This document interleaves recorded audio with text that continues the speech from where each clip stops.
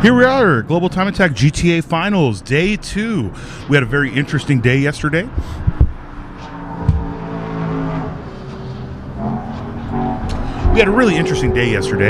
Had Cole Powelson get into the 37s. He did a 37.9, leading this event overall. Professional Awesome was able to get their car on track in some laps with Tom O'Gorman running a 42. Sean Cagle still at a 140.9, really pushing for that 39. And the talk of the town right now is Dai Yoshihara in the Evasive Motorsports Honda S2000 with a 42. It's going to be a good day. We do see that 2 of the big teams are not out. 3 of the big teams are not out in this first session. Maybe because the track's a little cold, maybe because they weren't prepped. But realistically speaking, they just weren't ready to go out yet. We do have session 2 of Group 1 coming up a little bit later. That's going to be the money session in our opinion. So make sure to stick with us. Thank you for tuning in for Global Time Attack Finals Day 2.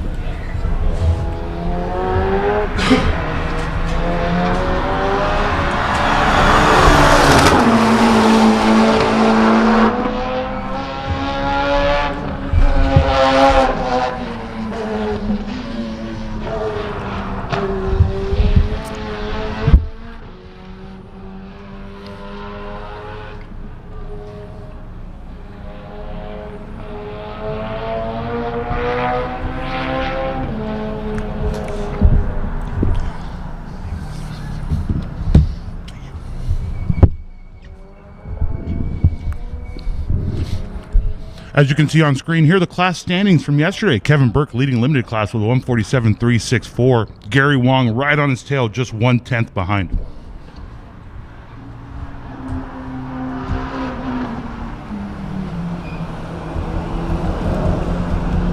As we talked about fastest cars on track, Cole Powelson, a 137.9. He's not currently on track right now. He said he's going to skip the first session, come out in the second. Same with Sean Cagle, and we believe Evasive is running the same tactic. Professional Awesome is out there running lap after lap with a 139.936. Let's get that unlimited standing back up. Let's see how that compares to Cole's time yesterday. I believe Cole's was at 9.75. This would put Tom O'Gorman and Professional Awesome in first place for the event, unofficially, of course.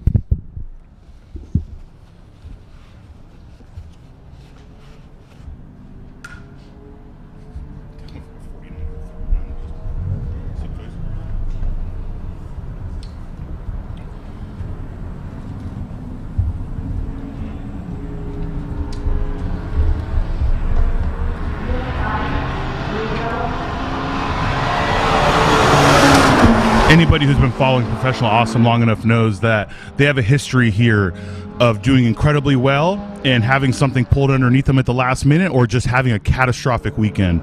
It's great to see them out here doing a good job. 39.9, that is incredible. Oh, you know what? My mistake, by the way. Cole did a 137.9. I was thinking of Sean Cagle trying to get into the sub 40, so I got very excited for him. But this is good because O'Gorman and the Pro A team have been fighting this car for a very long time at Buttonwillow. That means they really have it sorted. They had a few issues yesterday that, with the help of some competitors, as Mike Lewin and I spoke, really sorted it out. So Tom O'Gorman's getting comfortable in the car. He's already sub 40. That means he wants to push to be faster than he's been here before. He did a 38.7, I believe, in 2018, the last time that this car and Tom O'Gorman were here. So if he's able to do a 39 in the session the other competitors are saying is not going to be as fast, we're in for a runoff come Group 1 Session 2.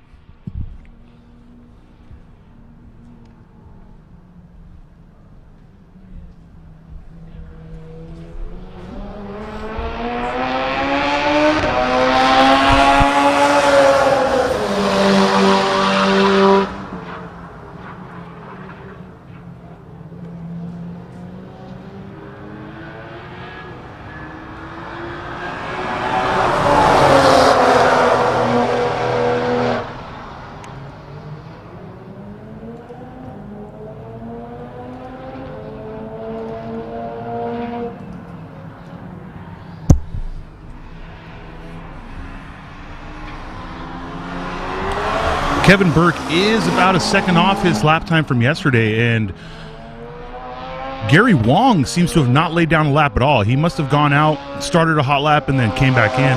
What we can see here on camera is the Pro A Evo. This is the car to watch. We're going to track this car all around. If the drone's up and ready to go, we'll see if we get it in the back straight also. Big shout out to our production team here, to our drone pilots, everyone who's helping us give you guys the best show possible. This is Tom going up and over Phil Hill.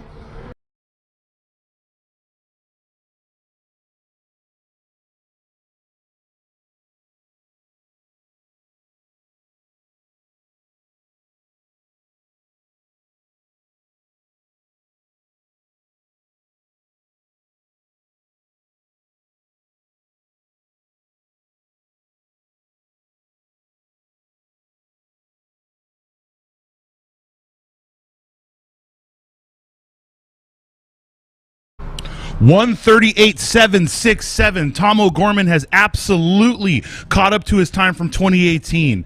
Him and the team have figured it out. They know the lap time is there.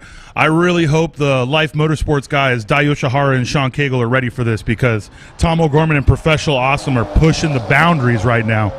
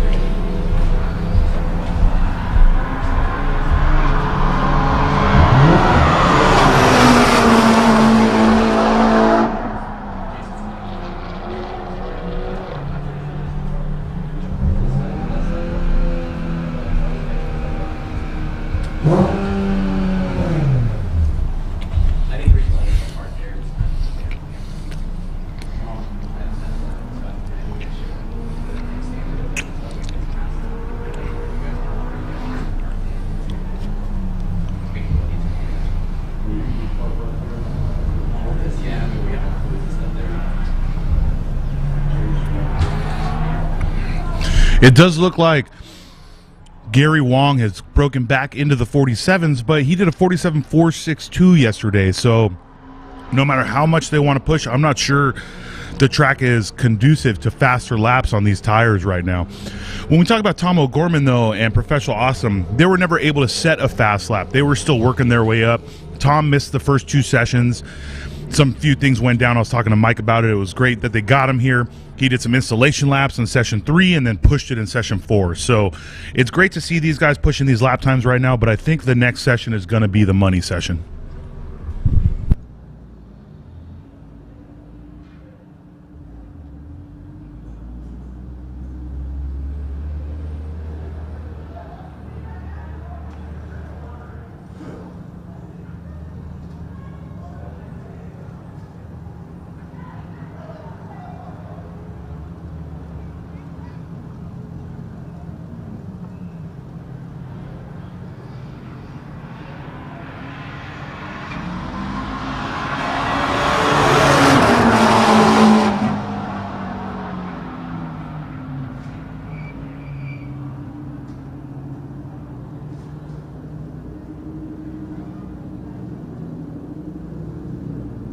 It does look like Kevin Burke was able to get into a 47.399. If we compare that to his lap from yesterday, it's about 300 short of what he did yesterday. So he's finding the lap time and the pace in that car. This is the first weekend we've had him in competition where the car has ran flawlessly. So seeing him continuously push down laps, it's great. No issues. He had a freak incident the last time he competed with us. His rotor exploded and went through the floor of the car. Not something you could say you see very often at the track.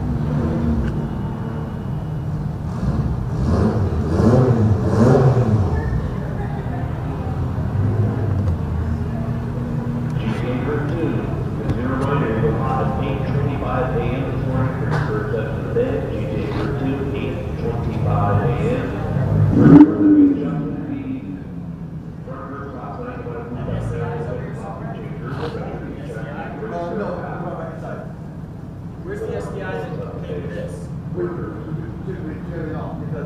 Disconnected and then that. Okay, so then I need that back out here, so just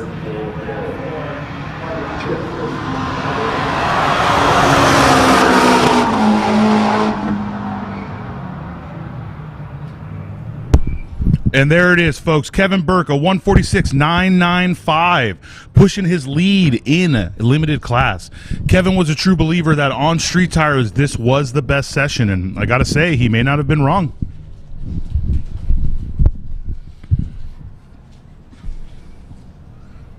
Looks like Gary Wong has an entire second to pick up now to try and take that first place podium spot away from Kevin Burke.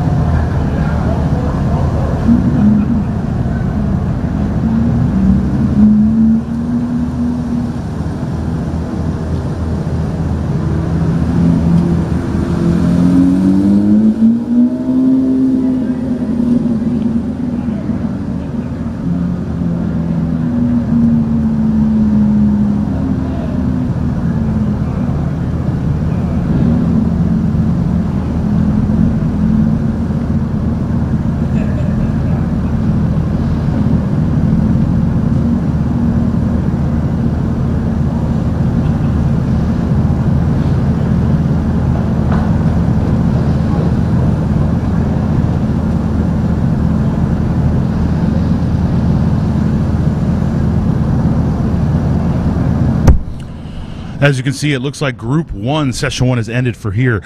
Tom O'Gorman with a 38.767, knocking on the door of the 37s now. I know that Cole Powson and the Life team never felt like their number 1 spot was safe, but this is absolutely affirming that. Sean Cagle and the Caliber Customs team is absolutely going to come out Group 2, Group 1, Session 2. They just wanted to save their stickers for what they felt was the best session possible. As we didn't see Evasive or Dai Yoshihara, I feel they probably have the same mentality. Kevin Burke at a 146.995. He really felt yesterday that the money session for him was going to be Session 1 because he's on street tires. They come up faster. Unlike the unlimited cars on slicks that are going to have a little bit of trouble keeping heat in the tires, even Sean Cagle and Life who use tire warmers. When you go out there and the track is that cold, it's very difficult to drive on that, especially on warm-up laps. Feels like you're on an ice rink, and it's just not conducive to fast lap times.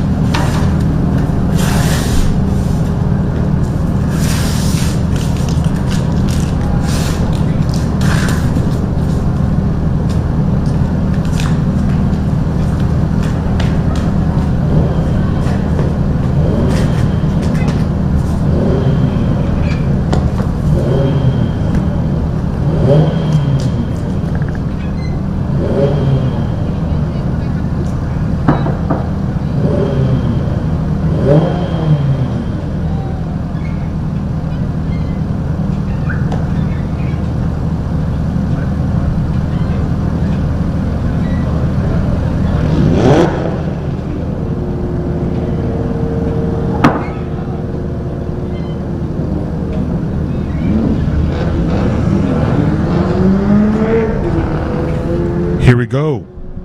Group 2, Session 1. Group 2, Session 1 is going hot on track. I don't see Johnny Hernandez. I mean, I do not see Thomas Smith, but I do see Johnny Hernandez, so he's definitely going out there to try to set a faster lap time. I also see Jose Mejia. He had some real gremlins in this car. This is the first time the car's been together in the limited form. And instead of having a really smooth day one, they were chasing electrical gremlins on track. His electronic power steering would go out anytime he put it under load, and they found out that the battery was the cause. Luckily, thanks to our paddock, our team here, and every other team out there, they were able to get him the exact same battery to test in his car, and now he's out sending flyers. I now see Thomas Smith showing up. He was a little late to the party. The one downside about not making it to the grid call is you do not make your grid position. So instead of being in the top 3, 4 where he belongs, he's going to be starting from the back. So he's going to have to mind that gap and really be smart about how he sets that first lap.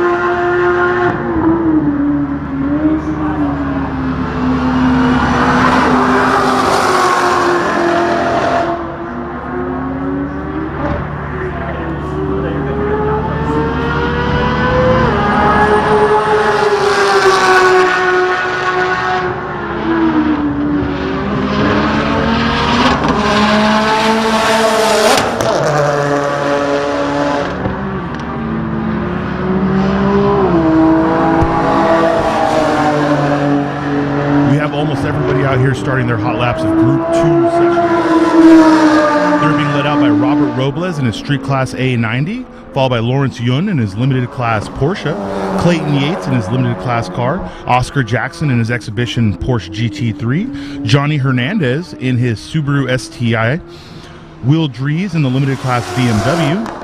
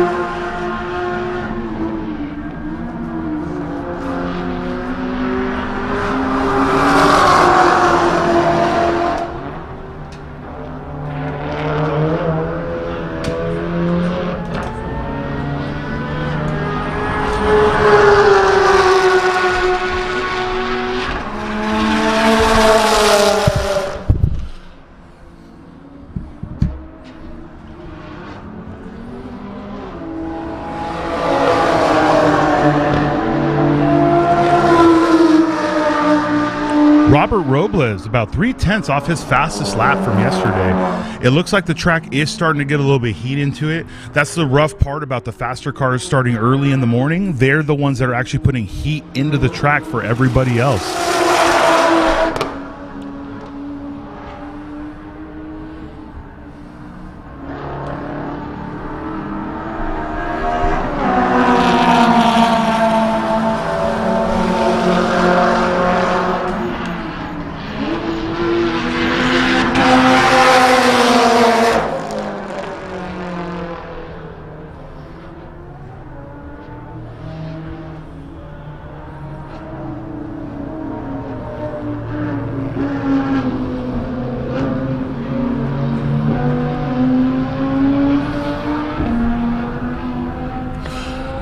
Thomas Smith, even though he was pitted in the very back, showed up a little bit late to the paddock, was still able to run a 49.751. It's a little off of his fastest lap from yesterday, but he's really working into the pace.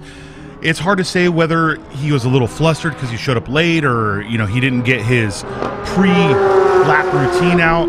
Obviously, drivers are creatures of habit. They want to go out there. They want to be strapped in, ready to go, clear their mind before they go out and set a lap. Oh, it looks like we have a bumper off. Let me see if one of my guys on this fixed camera can catch this car directly in front of us here. We have a A90 Supra in the hot pits with its rear bumper completely torn off. It looks like it's very possible that he had an off somewhere on the backside of the track.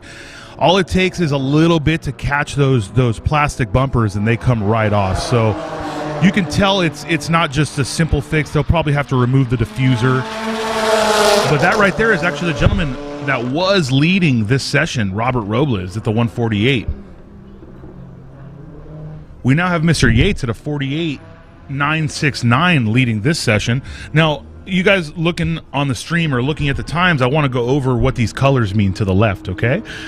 The blue is limited class. The green is street class. The white is Pro Comp and Exhibition. You will see black, which is unlimited, and you will see yellow, which is enthusiast. As we do grid these cars based on time differential instead of classing, you will see multi-class racing going on. It is better for us and our competitors if they are around cars at the same time delta. That way when we let them out and we let them set their fast laps, people aren't catching each other just because they're in the same class. What I do want to do is go over the class descriptions for you because it is early in the day. This way anyone who's tuning in early hasn't had a chance to catch us or knows what's going on. Very first class is enthusiast class. This is the entry-level class. Driver must be the registered owner, factory transmissions only. Aero mod wise, you're allowed a little 3-inch splitter and a wing that has to stay. Oh, we have JP off in the bus stop right there. He was sticking it to the right, and it looked like he was trying to set up for the corner, and the car got a little squirrely. So he did the right thing. He stayed to the right, waited for everyone to go by, and then came back. JP's been competing with us for a little bit of time. He's smart enough to know that when he's off, he's not going to shove it back on track in front of everybody else. So let's go ahead and get back to the class descriptions. Enthusiast class is also a class that does not allow professional drivers. There are a lot of nuances to the rules, of course, because this is going to be the entry-level class, but we just want to make sure that competitors can really get their feet wet and know whether or not they want to compete in time attack. The first major class that we would consider a time attack class is street class. I need class descriptions sometimes.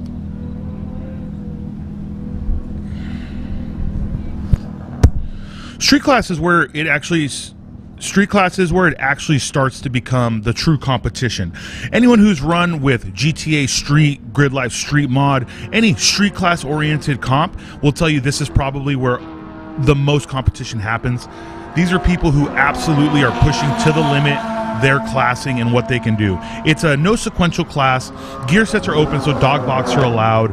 Moderate aero, as in you're allowed to have a 5-inch splitter from any direction. You're allowed to have a wing that hangs off 5 inches from the rear. Canards, barge boards, things like that. Usually when there isn't a supply chain issue, the Yokohama AO52 is the spec tire with a all-wheel drive max width of 265 and a front and rear-wheel drive max width of 295. Engine swaps are limited to an engine available from the same manufacturer, but it can go up or down 2 cylinders. So that means if you had a car with a 4-cylinder Honda, you could put a V6 Honda in it, things like that.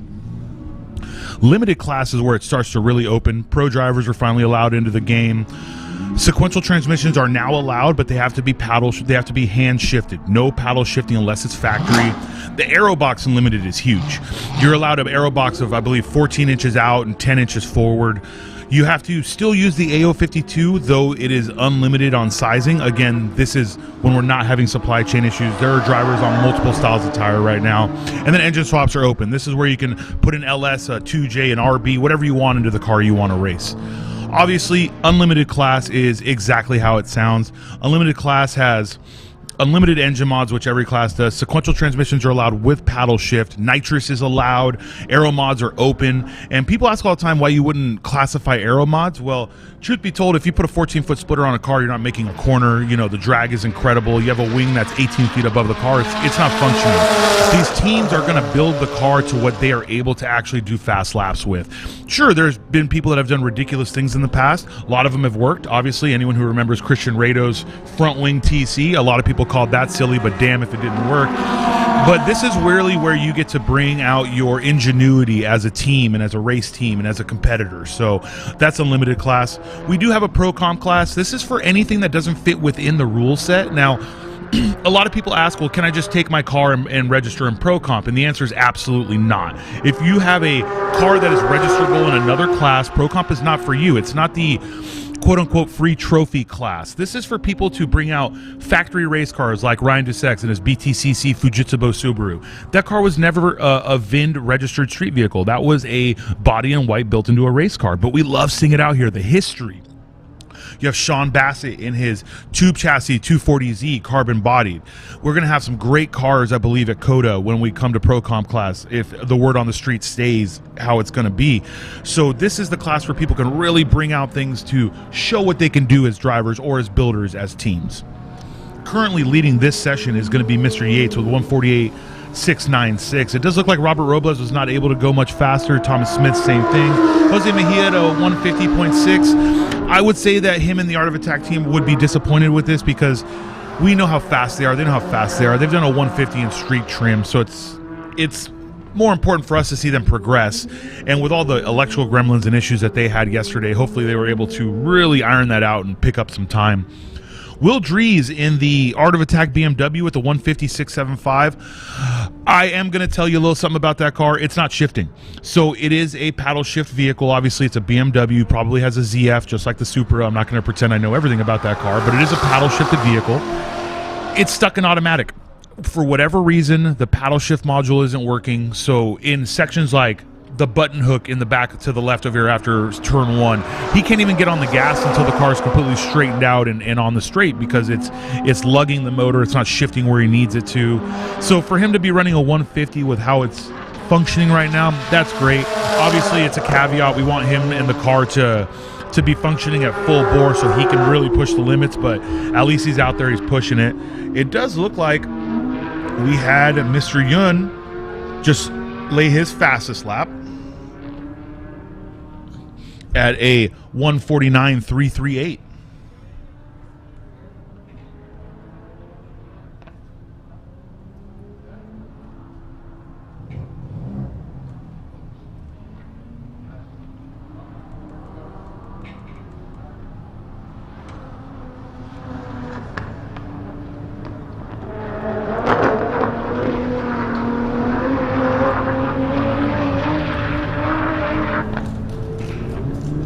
So currently it's Clayton Yates at a 148.696, leading the group. Robert Robles with 148.786. It does look like that Audi just caught a black flag. He may have gone 4 off or had an incident with something hanging off his car, so they're going to go ahead and bring him in, make sure whatever that is taken care of.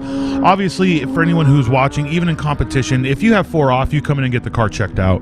It could be something as silly as a part is dangling off your car that you missed that could, 1, cause damage to your vehicle, 2, cause damage to other vehicles. So for both safety and the peace of mind of all competitors around you, you have 4 off, you come in and get checked out. Thomas Smith at a 49.751, 4th in this class. Right behind him, Jose Mejia at a 56.54. Will Dries at a 56.75, and Oscar Jackson at a 56.84. Going to be the top 7 of this run group.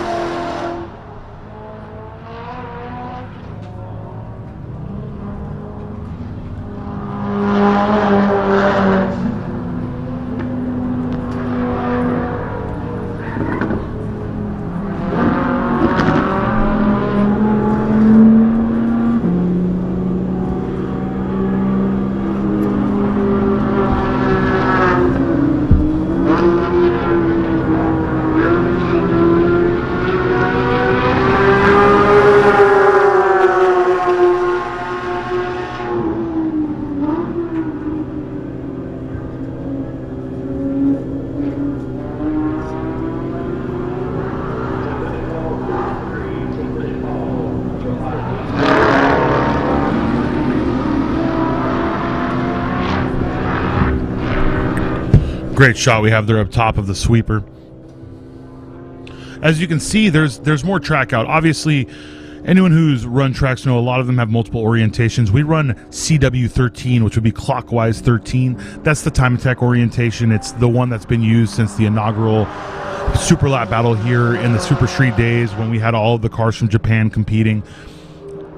If you were a local or a native here, you'll know that there are multiple orientations. This track is fun in both directions. CW1 is great, counterclockwise is great.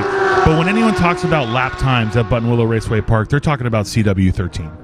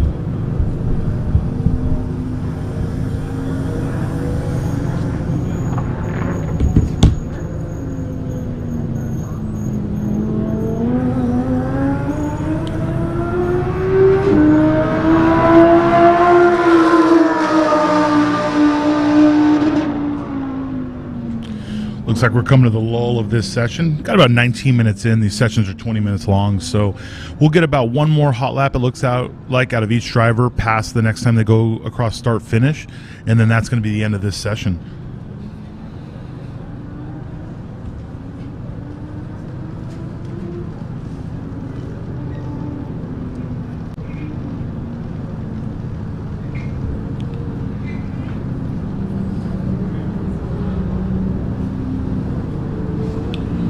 That's going to be a checker from our starter right there. Looks like Group 3, Session 1 is getting lined up. This is Group 3, Session 1 being lined up right now.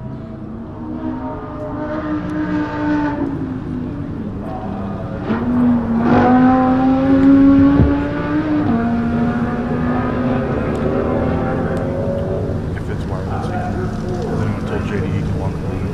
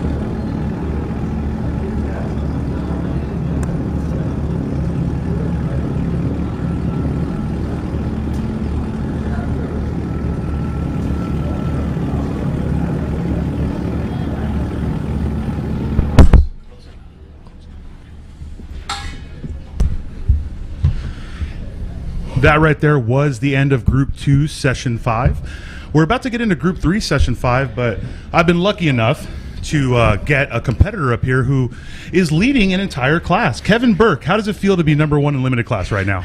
Feels pretty amazing, Cuban. I'm not going to lie to you.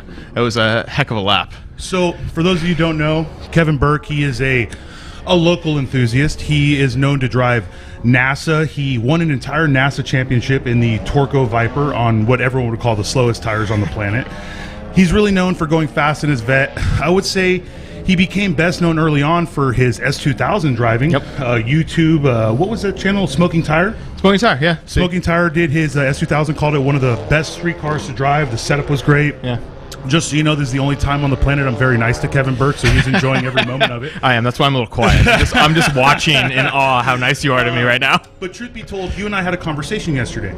I said that the second session was going to be the session where everyone went the fastest, but you found your fastest lap on lap 7 of the first. Is that kind of a combination of you had to get heat in the tires and the ground, etc.? I think so. So I don't really know what it was, but the first lap out, it felt really fast, really great, lots of grip. Across the finish line, I had to pass a gentleman in E90 who had an off and fill hill, which obviously wasn't optimal. So for those of you watching on stream, that's why we found an A90 on the paddock here with no rear bumper on it. Oh, no way. Yeah, it's still connected. It kind of dragged the rears out, but the diffuser looked fine. He had to have, because I believe that's Mr. Robles in the A90 that he went off right here. Was it the silver one? Yeah, okay, all right. That's different. That was not my session. Got it. The purple Supra's in my session. Gary Wong. He looks fine. Gary Wong looks fine. Yeah, Gary Wong looks fine. I'm really glad to hear that he's okay. No, it was the blue E90 who went off in front of me on some Michelin Slick. So to your question, so I think there's a mixture of the two. Because my first 2 laps, it was a 49, 48, and I was like, what the heck's going on? Did a cool down lap, another one, 47. Cool down lap, and I was praying that the corner workers weren't going to checker flag me, and then that was the last lap. My rear tires were overheated, but the track felt faster. So, in the argument that we were having, of course, not argument, our friendly discussion, as Kevin Burke and I would always have, as you could see, the big name teams, minus Professional Awesome, chose to avoid the first session. Yeah. Now, like we discussed, they're on slicks. It's a lot harder to get a slicks in. Street tires obviously come in faster, but it did look like your car was planted, but the speed wasn't there. Yeah, so I just didn't have a little confidence after seeing the first 2 lap times, but it built over time. And honestly, the sad thing is, I'm a real data guy for those of you that know me, and my aim actually died on grid before that lap. So I have no data to tell you whether there was more grip or less grip. So luckily, I had hot lap running in the corner, so I had some sort of it's nowhere near aim level of sophistication, but I at least knew the lap times, which is huge. That's great. I would have come in after the second lap thinking it was fast. And then you would have looked at it and just been upset with yourself. I would have been so mad. Absolutely. So having that that active feedback is so huge for me as a driver. What's changed with the car since the freak incident last time? Is it the same car? You're going to have to be more specific on the freak accidents. What's changed with the car since the rotor exploded and put a hole in the floor, and we haven't seen you in our competition since? No, so we had the rotor explosion, and then we had an old motor, a tired motor, let go the next event. So the car's been, it's a new build, so it just happens. So we built a brand new Rockstar Garage spec 11:1 stock compression ratio F22. So it is on an F series. And then we have the same turbo kit. We dialed it up from 440 wheel to 515. All right, so that's not a small dial-up. No, but we're also running an older turbo, so the dynamics of it aren't great. Are you still on that same kit? Yeah, Science so of Speed. You're still on the shelf sauce kit, right? Okay, yeah. For those of you that don't know, the Science of Speed kit is designed to use an Evo 10 style turbo, right? Mm-hmm. So we work with a lot of those where I'm from, and truth be told, the kit is incredible. The response is really good. The power band seems to be great. It's really good at the 350 to 400 power level. It's amazing. There are competitors in, I believe, NASA AZ, the yellow S2000 that runs that kit. Yeah. Very competitive. Yep, I know Mr. Shepard. Jim Shepard. I know very him. much. Yep, I know that family. Yeah. So his kit, he loves it. It seems to be, he has little issues here and there, but the design's a little old, but it's obviously proven, tried and true. It's working in your car. It's doing the job. Yeah. So you're using the T4 divided kicks. I believe that's what Evo 10 comes with, right? It's a T4 divided manifold off the rip. Yep. What turbo's on it? It's the 3582R, I believe. On their kit, there's a drop-down menu. It's literally the biggest one. Biggest one you could get. Well, that's what we have. So that's why the dynamics aren't great, too. But it's making 500 plus wheel. Yeah. I'm sure it's not as responsive as it was when it was making 4 something. No, not by a long shot. And that's why we haven't turned it up. I think I'll be slower with more power. That makes absolute sense. What about the sequential? Have you really figured, the last time you competed that I remember, you had no gear indicator. You were still getting used to I don't think the blip shift was working either, right? I still don't have blip shifts. I'm manually heel toe rev matching on downshifts in that sequential. It's a Quaife 6-speed. It's really reliable and really great. That's why we have it. But I do have a gear indicator now, so that's huge. Gear indicator just mounted on the dash, and then everything else is just kind of as manual as it can be. No, that's great. And honestly, for you guys out there that have never driven a sequential car, saying, why do you need a gear indicator? It's really easy to know what gear you're in an H-pattern car, but when you're banging up and down, it could be fifth, it could be sixth. And it's very important to know what gear you're in. And when you don't have auto blip or anything like that, sometimes it doesn't go into gear, and you need that gear indicator to tell you have successfully changed gears. It's really difficult when you're doing everything manually. Kevin Burke does not know when he's successfully done anything unless someone tells him. So talk about your team really quick. Rockstar Garage, they are a known name in Southern California. They're an S2000 shop. They've obviously expanded like everyone else. They do a lot of Spec Corvette stuff now because Justin, the owner, actually competes in Spec Corvette. That's fantastic. So, yeah, they do Spec Corvette, lots of S2000s, and they just kind of have like everything dialed in from setup to engines. Like, we're pretty good. Like, you look at my car, we did 7 hot laps. Oh, yeah, and no, I'm also out here by myself with no crew. Well, his crew is unattractive. He's also sitting next to me, but truth be told, it's great to see it. And you are not a time attack face. What I mean by that is you are in so many different worlds in the motorsport and other things, obviously. But true. That's true. You've been racing NASA. You've been doing this. I would never say you're not a time attack fan or a driver because you absolutely are. But there's those people like I'll put him on blast, like Amir, right? Amir is known for time attack. A lot of people don't know he's a data acquisitions guy. He's a driving coach too. Like Amir makes people faster. Yes. But on the 100%. interwebs, okay, all people know Amir about is at NSX and going fast. Right. Where you look up Kevin Burke, you see an influencer, right? You see some easy on the I word. Content creator. You see driver. You see a content creator who has multiple videos. You do a great job of just showing the different worlds of motorsports. You show people what it's like to go to a NASA event. You're being way too nice to me. You show people what we'll talk about paddock right after. I feel uncomfortable. You show people what it's like to run and win NASA events. You show people what it's like to come to time attack events, and you don't shy away from showing failures. Can you let me know how that is? Because you and I both know people use social media as a means to show the good but not the bad. You've never shied away from showing the failures or the shortcomings of your program. How do you think that's helped you become a better driver? I think there's always going to be a better car and a better driver out there. Like, just period. Like, and there's always more time in the car. So my wife always tells me to be more humble, and so I always try and be as humble as I can, and I think showing the failures helps with that. That's great. So I'm going to ask you, every person I've had up here, I've asked a set of questions just because I like getting the insight of what everyone else feels. I personally, of course, have my own opinions. I'll start with this one. How do you feel about a Tesla Model Plaid with full aero coming out and doing a 43? Okay, so I'm not a particularly Tesla fan, just because I like just rawness of motorsports. I feel like it's missing. That being said, I love what Unplugged Performance is doing, and Craig is a heck of a driver. So seeing him come out here and lay down a fast lap is really awesome, and the car is beautiful. Like, oh my god, it's all aero, because you don't need to worry about how the engine works or how any of that stuff. It's all done for you, so you can focus on the really nerdy stuff if you're into that kind of thing. So I think it's awesome seeing him out here. I'm bummed that not to cut you off really quick. Good. Go ahead. It does look like we have Ryan DeSex in the BTCC Fujitsubo Subaru off track right now. Now, it's hard to tell, but it looks like he's missing a front bumper. Where is that? No, it could be black. That's into Riverside. That's into Riverside. See, Kevin, now you know my struggle. I got it. When you're watching from a drone, it is actually hard to know every corner, no matter how many times you've driven this. Now, what's rough is because of where he is, this is a complete broken lap for everybody else. You know as well as I do, this right turn, something bad could happen very quickly, and he's in a dangerous predicament. Go right out Absolutely. There. Now, we did see where he went off. He probably had a quick lockup. It does look like his front bumper is still on it. We're not sure if it's something as bad as a catastrophic or something as simple as he locked it up and stalled it, and he's trying to get the car refired. He may think he's in a safe space and just doesn't want to ruin the session for everybody else. Absolutely. And you know what? Staying out there so everyone can get their laps done, which is commendable. Absolutely. And that's the hardest part as a competitor, right? We talk about this a lot. I see you do it. All of our competitors do it. You try to find the best place to let someone pass you so you don't hurt their lap. I call it like active passing. Like you see them across the track, and you go, okay, I'm going to make sure he can get by in a good spot. Oh, and we got a hot toe out there, it looks like. Yeah, so it does look like he probably has a catastrophic. And huge shout out to our corner workers. Obviously, we want to make sure all these competitors are safe.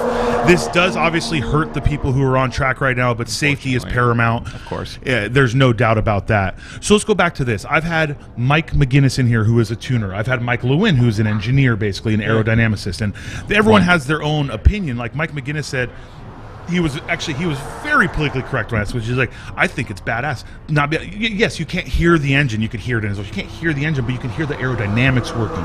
You can hear the tire working, and we're still in the infancy right now of electric cars. That's what Michael Lewin talked about. He's like, yes, nothing was good off the rip. Was the Model A Ford any good when it came out? That's fair. No, it wasn't. That's a fair. It took a long time to get there, and I have not made my opinion stated yet, but I will say it. I am like you. I'm not a fan yet of electric cars because when you drive them, there's emotion. It's lack of emotion. You call it emotion, but I call it a visceral feeling of speed. When you're in a car and you're ripping through gears, the visceral feeling is there. You're hearing it and you're feeling it. When you're in a Plaid and you hit the gas, you're just doing 100 and you didn't know what happened. So what my point was, I'm bummed because they're out here doing a 43, right? I feel like with most ICE cars, internal combustion engine cars, there's always that really high ceiling for more power and more performance. Correct. Like they took all the weight out that they can. Yep. And look at the aero on that thing. It's like Andrew they did Brilliant everything. design, by the way. If you didn't know, that's an Andrew Brilliant aero kit. Like it's just absolutely gorgeous. Like what else is there to do? And the sad thing is like they're not podiuming for unlimited. And like what do you do from here? And that's where like an internal combustion engine car, the sky's the limit. And I think that's what excites us as time attack guys is that you could do anything with those cars. The Plaid's kind of maxed out.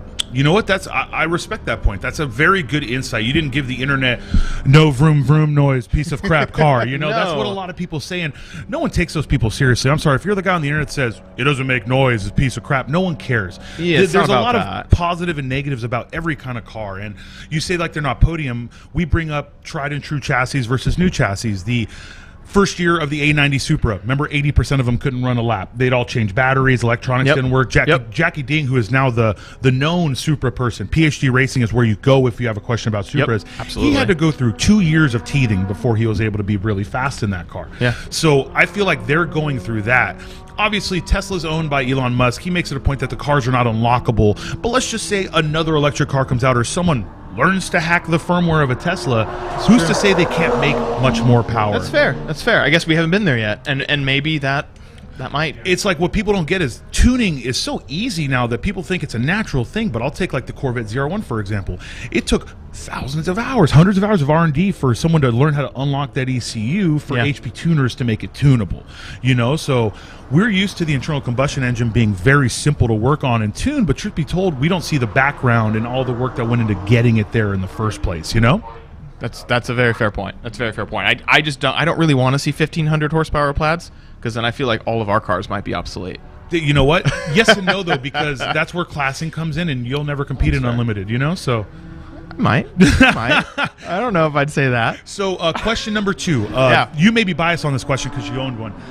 Time attack is an import sport. A lot of people see. If you're a purist, right? You're a purist. It's a old sport, school time attack. Old I school, guess you nailed it. But this is a lot of people still talk about it the same way. How do you feel about a Porsche GT3 or a Corvette Z06 coming out here off the rip and immediately being very competitive? So coming from someone who had the C7 Grand Sport with very like relatively little things done to it, stock suspension, some power, only 500 horsepower. I mean, that's nothing. No, seriously, that's nothing in a vet. Honestly. That's nothing in a vet. How do you feel about that? Okay, so I love that it's more approachable to people that maybe aren't being supported by shops. Because for someone to build a car like Evasive's car by themselves just doesn't, it's almost impossible. It is possible and people have done it. Like look at Amir, like he is a shop now. But like my God, before he wasn't, and he built that car and it was absolutely phenomenal, but that's so rare. And I think that being able to get there, go fast is cool, but I also feel like they need their own class. I feel like there should be like and I know there's already so many classes, but like a true stock-ish. So you really agree with the grid life mindset of making a street GT class? That's what they have. So like if you own a vet, and again, this is not the negative. Every series feels different about it, you know? Of course. They built a class specifically for those people, and there's the pros and cons. Like you said, it's just adding another class. Now, Global Time Attack has not gone down that path, but I don't necessarily disagree with you. It's just, like you said, we feel that Global Time Attack as a whole has always felt like you're going to build a car for a rule set. If a chassis is hard to fit in a rule set, that was your choice to run that chassis, right? That's fair. But truth be told, like you said, it makes it attainable. Corvette Z06, Clayton Yates, never been here before, and he's had no issue whatsoever going fast. What do you think about Time Attack as a whole? Where is it right now? I think Time Attack as a whole is it's in a really cool place, and I think the street cars are rapidly approaching the speed of some of these tuner cars, but I don't know if they'll ever get there. Like, look at the G80 that's Time Attack. Will Drees is driving it, and we all know he can wheel. Absolutely. And the car's not doing well because I feel like they've overcomplicated it. Well, the paddle shift module is not working now. I'm not sure if you talked to him yet. Paddle shift isn't working. It's stuck in automatic. It's also stuck in drift mode. Well, Will would appreciate that. You know what I mean? He would, but coming out of truck stop or off ramp rather, he says he can't put any power down until he's completely straight. It's a lock diff currently, and he cannot change it because they swapped the wheel out. So there's a lot of things that the complexity is good stock, but once you start trying to get to like a mid-40s car, it gets more difficult, and the simple is better. So this is the teething thing I'm talking about, right? Yeah. New cars teething. Now, you know who made a really good point? Michael Lewin. He's like, obviously, it's a big purchase, a C7 Corvette, a C8 Corvette. That's big power energy over here. You know what I mean? If you didn't know, my director, who is a great, the Rev team here is great. The second you mention Corvettes, he starts to get a chub because he went from a C7 to a C8. He's now a C8 Andy. I'm sorry to hear that. Oh, look, Kevin, who's a driver. I'm not a big fan of the C8. So to be fair, I'll find you those videos of Kevin Burke driving a C8, send them to you so you know never to follow his car on track again. You've ruined your chance at Global Time Attack. Looks like the yellow S2000 will never be followed around the track again. No. To be fair, I think the C8 just needs a lot of. It's just too in its infancy, like you said, new car teething. It's too new. Once it gets everything dialed, I think it'll be great. And I'm also not a fan of brake-by-wire. So let's talk about 10 or 15 years from now where the C7 becomes easily attainable like the C6. Who's to say the car, you get what I'm saying? We're all talking about, you drive a chassis from the early 2000s right now. It's 2022. Look at all the years of development that a shop like Rockstar Garage has had to put into it. Now imagine what a C7 Grand Sport Z06, ZR1 would be able to do with that many years of development.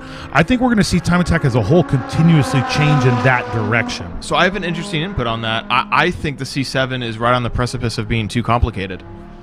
I don't think you're wrong. Because it'll never be as light as a C6Z ever. Well, truth be told, you're right, but its chassis rigidity dominates. It's an extrusion molded aluminum chassis. The C6Z is still an old school unibody on top of two aluminum frames, where the C6 base is steel framed. But it's still a unibody on top, where the C7 is an extrusion molded chassis. It's very different. And the cool thing is they did it to all of them, right? C7 base, Z06, Grand Sport, they all got the incredible chassis. So that's why I think the base might actually be better, because it can be lighter. Oh no, I agree 100%. And then on top of that, you just have the complication that you mentioned is true though. You're talking about a car with one too many computers, 7 too many computers. You know what I mean? Well, like the mag ride talks to the e-diff. You delete one, you have to delete the other. 100%. And then it becomes not as good because you're building a heavier C6. Nailed it. You literally nailed it. A heavier C6 that make corner skosh better, but weight is not what we're looking at. So no, that's great. So you've been at the event for a day. Obviously, we haven't seen you since last year. I try to avoid you on the internet, so I definitely haven't seen you since last year. Who is blowing your mind the most at this event? What stories going on here that you see in the paddock that a lot of the fans don't are really opening your eyes right now? How do you feel about GTA Finals 2022 as a whole going early into day 2? So I think the Pro Awesome guys is definitely up there. Like tuning the car last night and figuring out Pulls down Lerdo, absolutely. I wasn't going to say that, but the tune name was Pulls on Lerdo Highway. And just finding that extra power and figuring it out and flying Tomo out here, who's an awesome guy, getting him to wheel the car. I love seeing that. Of course, I'm good with the Caliber Customs guys. Sean, Matt, and Mikey, and like those guys have their own, all their strategies and we talk, and I looked at his data, and their journey's really interesting too. He PB'd yesterday. We have a big lockup in a turn 1. Big lockup. I didn't see what car it was. I don't know if he's in the dirt or if he made the corner. He's in the dirt. He's in the dirt. Do we know what car that is? Is that? I think that's a Fire, actually. That's a white S2000. Do we have... Oh, no. Is it Nick? Yeah, we're going to have a red Nick flag, Stentiford. guys. We're going to have a red flag. That is a catastrophic failure. That does He's look out of the like car. that looks like Nick He's out of the car. Steniford.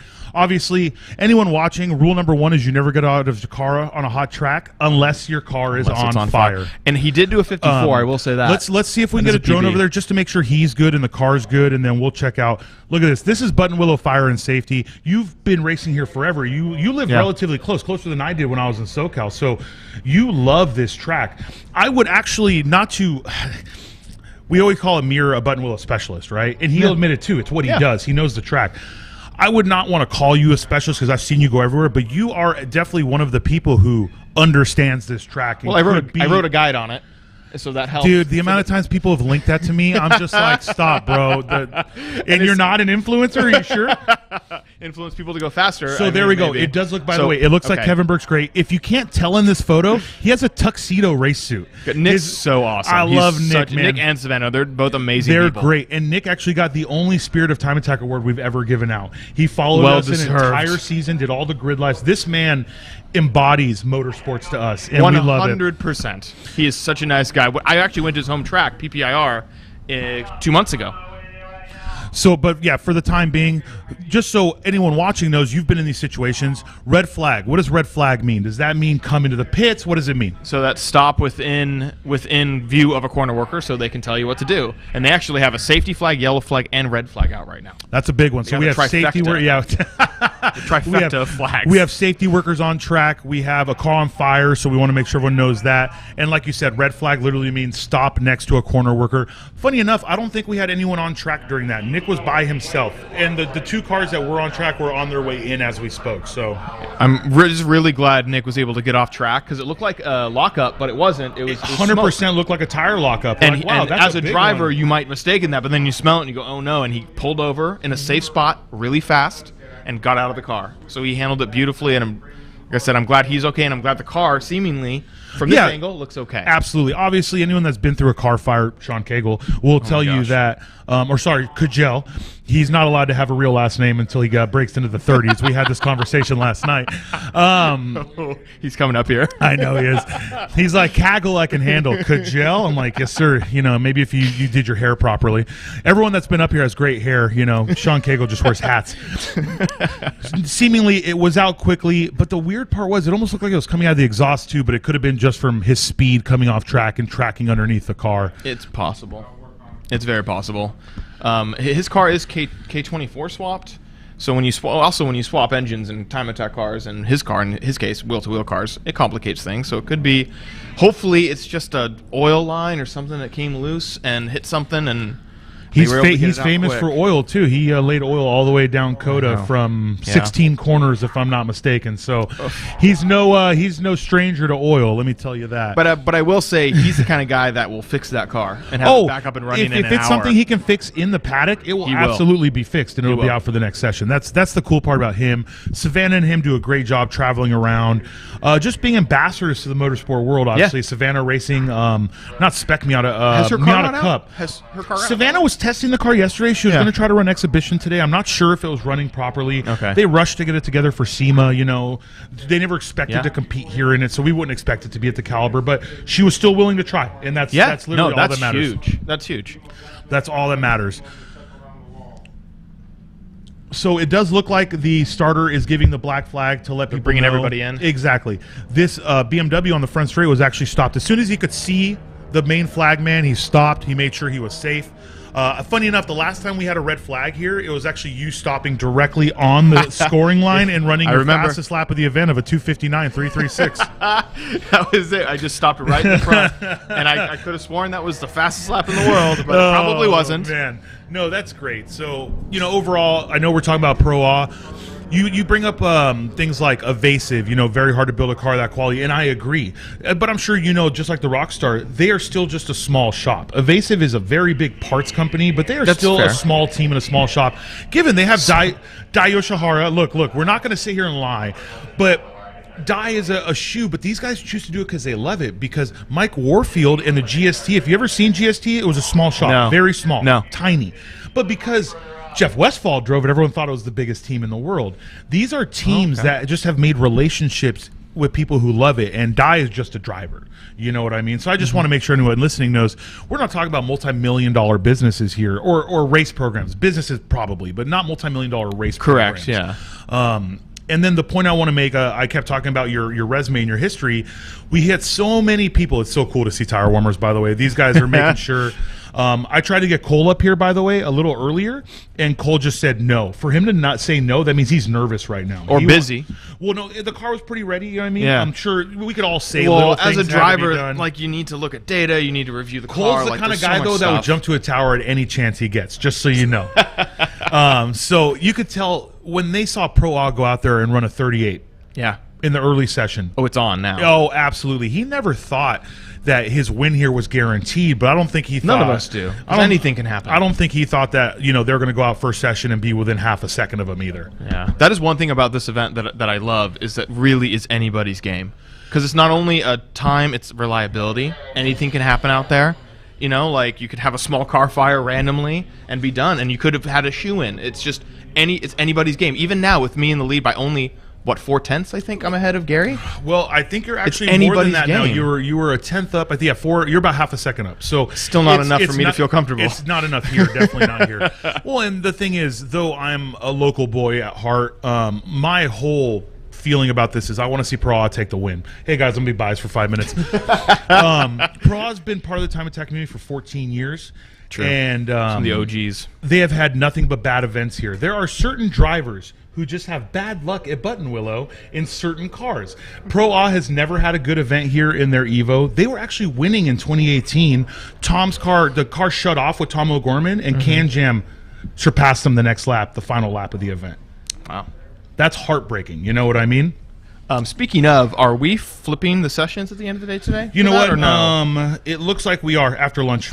Okay, So at lunch, so it's we gonna will be have 4, that 3, 2, final 1. battle. Always. Because that is famous. Well, and events have been won and lost on that final battle. Yes, you know, 100%. What I mean? So while they're fixing this up and they're trying to clean this up, I would love for you to tell the fans a little bit more about yourself, what you do, what your love for motorsports, and then I'll kick you the heck out of my tower because I'm done with you. I think we covered it pretty well, but I don't know what it is. I love the constant pursuit of perfection. I love the constant pursuit of building things that can go fast, and I don't know. It's just something about this. I've only been doing this since 2017, so I'm actually pretty new in the community in general. But I just fell in love with it right away and went really all in. So that's great. No, I mean it's that's like most influencers out there. They just kind of pop up out of nowhere. Sorry, content creators. I apologize. Content creators out there. They just kind of pop out of nowhere. But it's good to see you out there. Good to see you too. Truth be told, is the setup going to stay the same, or do you really see a bigger future for the car? Okay, so I see a bigger future for the car. So we're in the pursuit. We want to compete with Evasive. We want to compete with the other shops because that is what we want. So seeing them come out here and do a 41 is inspiring because it gives us a higher goal to hit. So I'm really excited. We're going to do a lot of stuff. We have big plans for the car long term. As far as setting up changes today, because we did, my goal was a 46 this whole weekend. You nailed it. Because we did that, now I'm going to start turning knobs and being a little more brave, aggressive at changes. I was afraid of that at first because the car's good but not great, and now we're going to try and make it great. Just by turning some knobs and making some changes. So hopefully the car will be faster and it'll continue to be stupid reliable. That's great. So everyone, this is Kevin Burke. I believe you can find him on Instagram, Kevin Burke Racing. No, it's actually _Schmevin. Oh, sorry, he's right. Schmevin. SCHMEVIN. He likes to wear a schmedium also. You can catch him on his YouTube channels. That's just Kevin Obviously, Burke. that's Kevin Burke. You can catch him here on the live stream. He has 3 more run groups, and short of a weird catastrophic or something happening, he will be out there every session. You know, you can say, don't say that as Buttonwillow, guys. And no, but I'm going to try and go out every session. Thanks for being out here. So, I will try to make my producer follow you now that you've trash talked the Corvette. It's a pretty good chance that you're no longer. I just said I like the C7 better. That's all I'm saying. saying. He sold the 7 for an 8, dude. You can't look at the guy and say the 8's garbage. Beyond that, thanks for being up here, man. I will catch you during lunch, and then hopefully you get a little bit faster times. Cool. All right. See ya. All right, guys. That was Kevin Burke. You can take a look at today's schedule. For those of you that want to tell people when to fast forward through the stream, just let them know the time Kevin Burke was on. we're go ahead. We are still a little bit in a lull right now. They're cleaning up the track. Anyone that's ever been in a track during a fire, they have to clean it up, get all the oil dry on, take care of all that. So we're going to take a quick couple-minute break here, wait for these guys to get it all cleaned up, and then I'll be back with another super popular name in Southern California Time Attack, honestly, across the United States. We're blessed that here at Global Time Attack, we have competitors that are known across the board, be it with one chassis, with teams, with driver development, with cars. So the best thing for us is to make sure you guys can hear from them and not just have to listen to me all day, because God knows that gets old.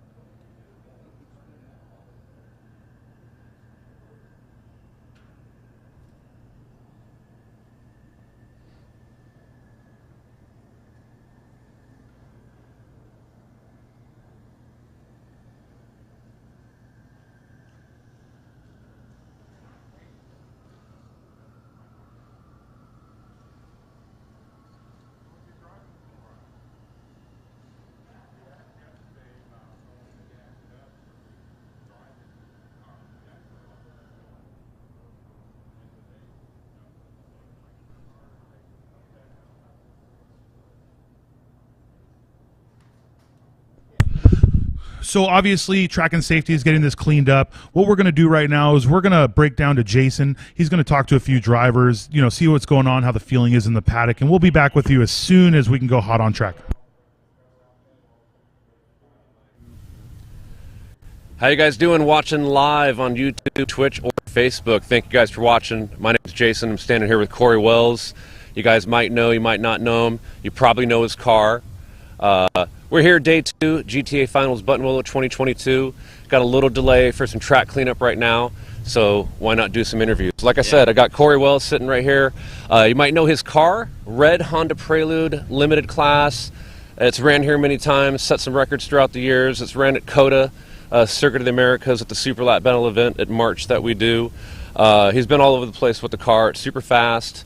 Last couple of years, Will Drees has been driving it. Yep. Yeah. You don't have the car out here today, but what can you tell me about the car? What kind of updates? I'm just going to hand you the mic for a minute. Gotcha, yeah. Remember, keep it close up. Gotcha, yeah. So we're doing a lot of good things to the car right now. We just noticed there's some improvements in the car, some safety stuff, some cooling stuff, power stuff, drivetrain stuff.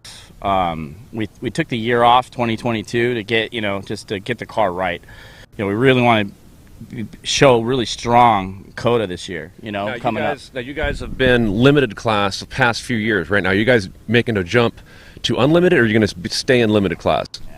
No, we're going to stay limited for sure. Limited. Yeah, we're gonna. I want to pretty much take all overall limited records with this car at multiple tracks, and that's our goal. And so, just for people to know, obviously, it's a front-wheel drive car, front engine. It still uses the H motor. Yes, it does. Okay, so H22.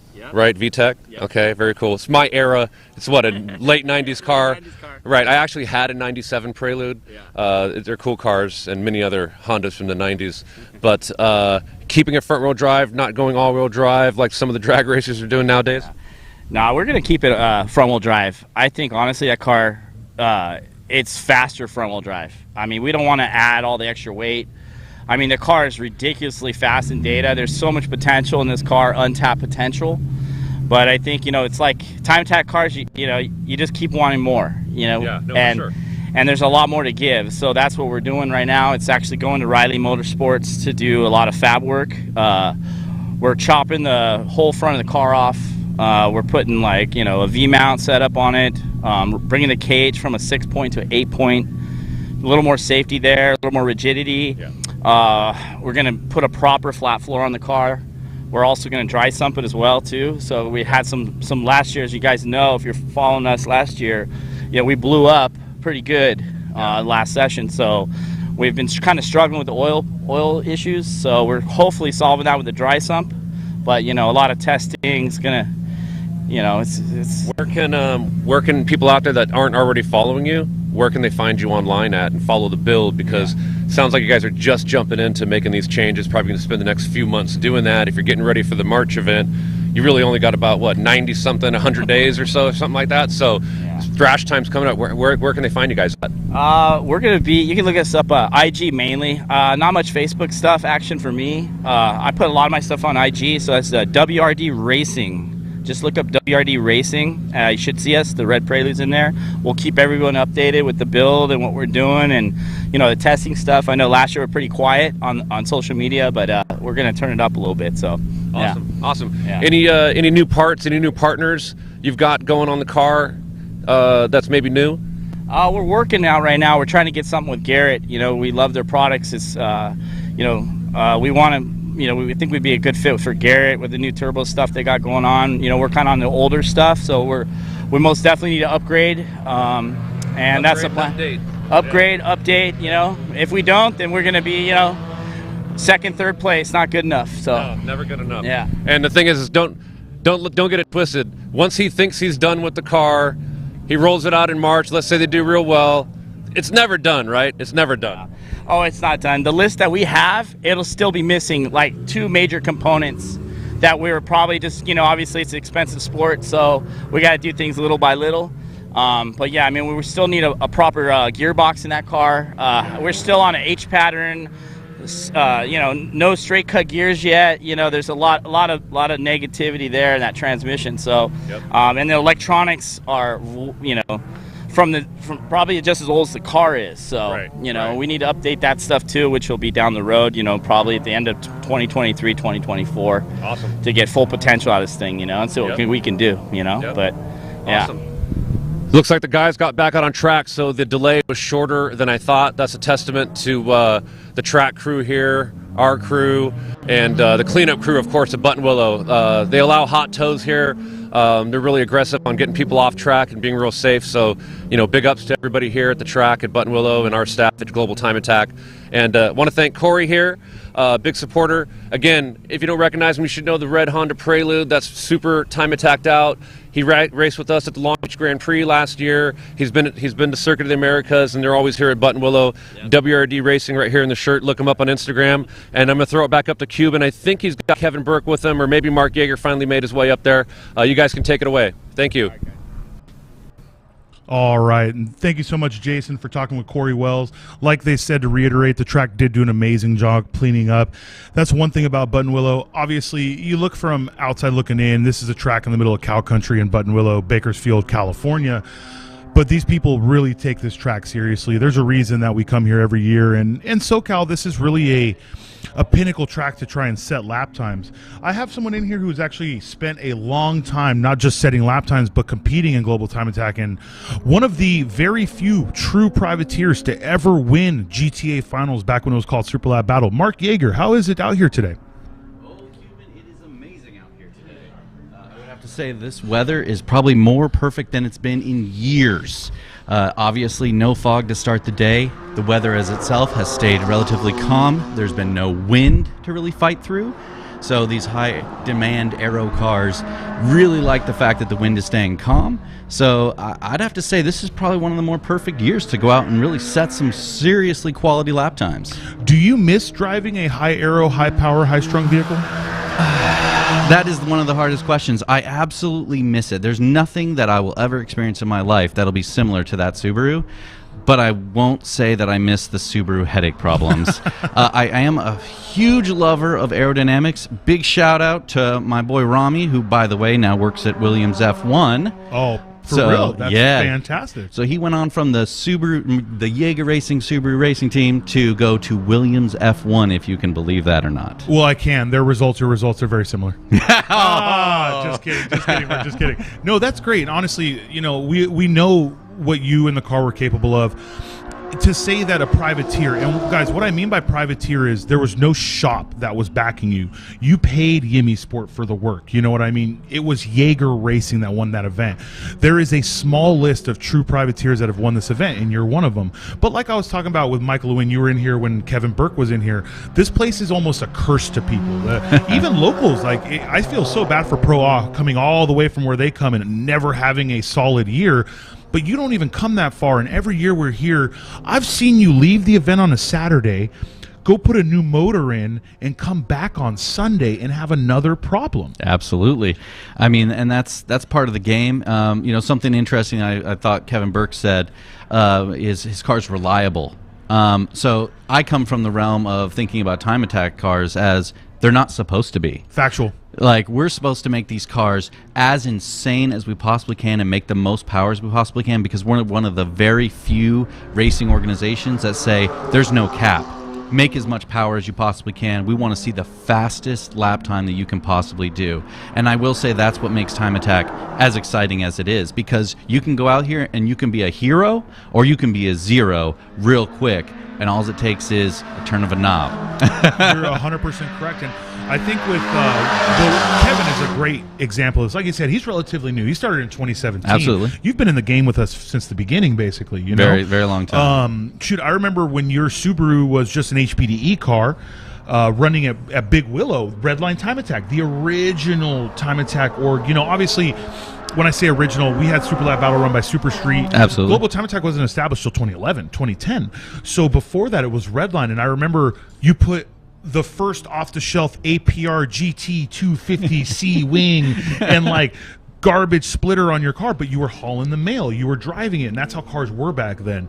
To see 2008, 2009 to where the cars have come now, did you ever think that this little niche sport, which has been in Japan forever, by the way, Absolutely. but did you ever think this little niche sport in the States would go from there to the quality of cars that you built all the way to Life Motorsports and Pro A and Evasive? Do you think we'd be here today like that? See, here's the thing. I actually did. I actually really believe this sport would be this way. And what's the funny part is I only see this sport growing exponentially over the next 10 years. Mm-hmm. And I say that because we're going into this realm, and I know it's going to be a very unpopular opinion, but we have electric vehicles coming.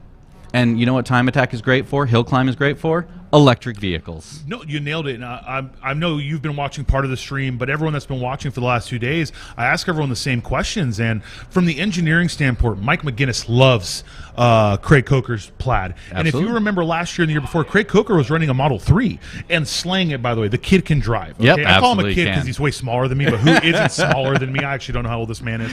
But he's a great human being. If you've ever talked to him, I remember when we first got an email from him asking if he could run the car. It was a rules email, and of course, as technology moves forward, we have a car off here. Car off. This is actually a really popular place to go off, but tell me, Mark, how do you end up on the outside over here? Usually when you clip this inside curb, you end up on the inside. What would have put you on the outside of the S? I'm thinking a corner before, he was already getting out of shape, and then he came in and hit the other berm, and it shot him off that other side. It is a rear-wheel drive car, so it's giving him the opportunity to get a little loosey-goosey on the throttle and get a little wild, or he could just got a little excited and let off. All right, guys, so we're going to give Mark Yeager an A+. My camera crew and director over here actually told me your boy is right. He was starting to lose at the corner before that last test. Mark can't go fast anymore, but he remembers how. No, truth be told, though, I agree with you. Now, you've heard my opinion. The electric cars don't give me personally this visceral experience, Agreed. but I'm not the driver. And the people that go on the internet and go, car don't make noise, that's not a reason to not enjoy a car. And I'm sure you heard the description I gave, but was the Model A really that good when it came out? No. The T got better, and then it got better. We got to the Deuce Coupes. We got to the muscle car era. Then we got to the sports car era. It takes time for cars and technology to develop, and you're proof to the pudding of you chose a tried and true chassis. Truth be told, you bought the car new, if I'm not mistaken. Absolutely. But you stuck with it. You weren't buying new chassis as they came out. You kept pushing the boundaries of what you had because there was already data behind it. There's the Jackie Dings of the world who wanted to push the A90 Supra. Absolutely. People with the R35s when they first came out, they wanted to push them, and there's teething issues. You go tried and true like Time Attack purists say, well, you have more data. Yeah. But you go with a new car, and you have the chance to really push the limits of technology that no one else could. So I really give a lot of credit to the guys that go get the brand new car and start through that development phase, because the teething issues that you go through are like nothing else. I mean, they are a very difficult time period to go through and build that car. Whereas like in myself, I already had years of development in that vehicle, in that chassis, and that motor, because obviously that motor has been in that car for a very, very long time. Absolutely. And so you were able to pick and choose what you wanted to go to and really make choices, whereas guys with the new Supra in the very beginning, like Jackie, they're having to pioneer those efforts. Well, think about it. They were always power second cars, and it turned out it was because they replaced the battery, and you had to teach the ECU that it's a different cold cramping app. Think about that in our day. In our day, I mean, we've been around at the same time together. We find the lightest battery we can. Throw that That'll thing in start there. the thing up, even if we have to put a jump box on, and we fire that thing. Yep. They were doing the same thing because it's a BMW. You've seen BMW batteries. They're 90 pounds. They're massive. Of course, they went to an anti-gravity 12-pound battery, but they can't even run a lap. Car won't shift, this or that. Those are issues you and I would never even think about. Absolutely. So I agree with that. Now let's go to the other question. No, though I will tell you, I'm with you on this. Though I don't believe that they have the visceral experience, technology will always move forward. Absolutely. Okay? No matter how we feel about it, we're not going to sit here and say electric cars aren't allowed, though there are things that we have to take into account, okay? We have to make sure that track safety is ready for an electric car. I'm sure you saw the viral video at SEMA of that little sand car thing catching on fire in the hall. Oh, actually, I didn't. You didn't. Oh, There was an electric side-by-side in the hall. They had to push it outside. It burnt to the ground. Oh. You cannot put out electric fires as simply as car fires. Yeah, the experience there is completely different, and as you're alluding to, it's the concept of you have to make sure that the track is ready for that experience, because otherwise we're going to have a fire and we're going to burn one of those things to the ground. And it's even more dangerous. Like, what if someone's trapped in the car and you can't even get the... So safety is paramount. 80% of the rules written are for safety. Classing rules, even a lot of classing rules are for safety. Why we require you to have a 6-point now or a 5-point instead of a 4.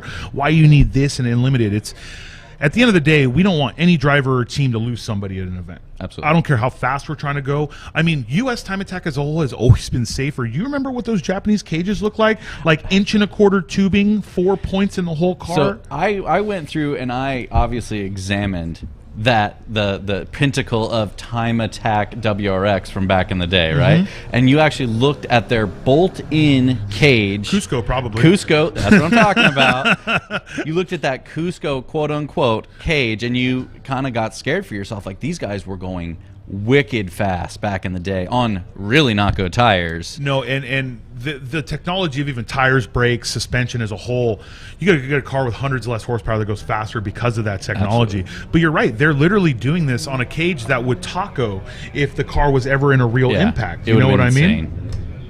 So no, I agree 100%. So I'm going to ask the second question that I've been asking everybody.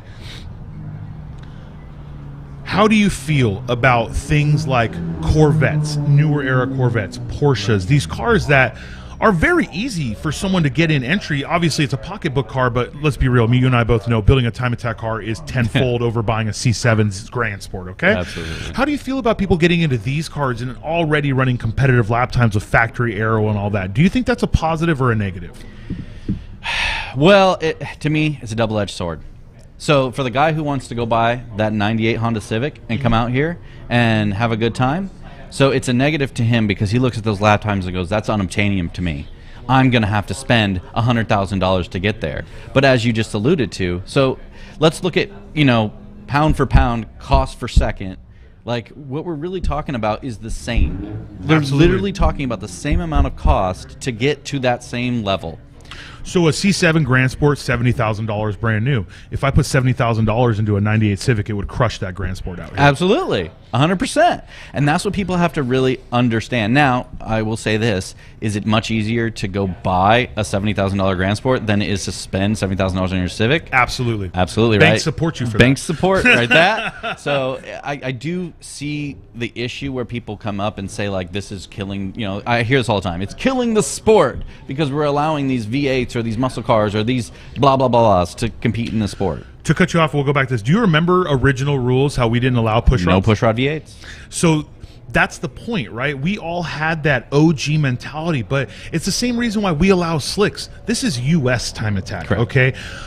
The pinnacle of time attack in the world is World Time Attack. You and I are both going to agree on that. That's a fact, right? Absolutely. They're the pinnacle of time attack. They have the craziest builds. That's what people travel the world to go to, and we are so blessed that Texas is slowly becoming that. I know you've been there. I know you. I haven't been there. Don't say that. Okay, I know you want want to be go. there. I thought you were there to at least view one time. You didn't? I went. I was about to, but due to life circumstances, I ended up not being able to. That's probably his wife didn't let him go. Leading to divorce. But truth be told, like it's becoming that, and the hype there is incredible. The feeling, I totally understand how Ian Baker built this from nothing and why he put his heart into it. Because people talk about, oh, it's world this, but they don't remember when it was this small little thing that no one went to. You and I do because we're Time Attack fans. So just seeing that grow from the ground up is a real crazy feeling, and I really love seeing that. But their rules are not like ours. They're still on a treaded tire. We're talking cars making thousands of pounds of downforce, 1,500 horsepower, still on a treaded tire. And it's a huge controversial topic. Every year this happens, we start seeing DLAMs and things happen. People start bringing this concept up of when are they going to allow the slick to be used. And then, of course, Ian hits back hard. He's like, I have my Yokohama engineers. A lot of the DLAMs are on lap 2 or 3 when they shouldn't have made lap 2 or 3. It's the same concept of like an F1 tire delamming on lap 47 when Pirelli said it only lasts 33. Exactly. It's the team's decision they're to going push it that outside far. the envelope that's developed 100%. So I think we wanted to make sure that this was U.S. Time Attack. When this was built and created, it was made that in the U.S., we based it off, there's no power restrictions here. We don't care about that. There are weight rules at World Time Attack. I don't know if you've gone that deep into the rule set. They do have a weight. Yeah, I have looked through that. So, which, of course, badass to them. They really have it down to a freaking science over there, and that's incredible to me. But the thing that gets me the most is when people are like, you're killing the sport. When we allowed pushrod V8s, oh, you're going to kill the sport. Well, that was 7 years ago. Sport's still rocking. When we started allowing more things to come in and we changed things like aero boxes, you're killing the sport. Okay. Now, with the electric car discussion, the first time we let that Model 3 compete, Craig Coker actually created more emails and questions and people saying that's unfair than any other decision we've ever made. I thought the pushrod debate was the debate. Not even close. The second you allowed Craig come in his Model 3, the whole world thought differently. Uproar. Yeah, it really was. And the people who are loudest on the internet tend to be the non-competitors. You know that. But every time I hear the words "you're killing the sport," I just see it grow. Yeah. I mean, I 100%. I look at it and I go, the electric car is here to stay. It's going to continue to compete. It's going to continue to grow. And I can't wait when we start seeing some more interesting and more cool electric cars actually come, show up, and then see what they can do. Because that's going to make a huge development and huge growth of the sport, in my opinion. No, look, I'm of the same opinion of you. We're all allowed to have our opinions of what we think about the cars, okay? But we're not allowed to have our opinions of what they can actually do or how we think they'll compete. Look, that's a straight-up plaid, gutted as much as possible, Andrew Brilliant aero package. We all know Andrew Brilliant. He's the U.S. aerodynamicist that has cars at World Time Attack who go fast.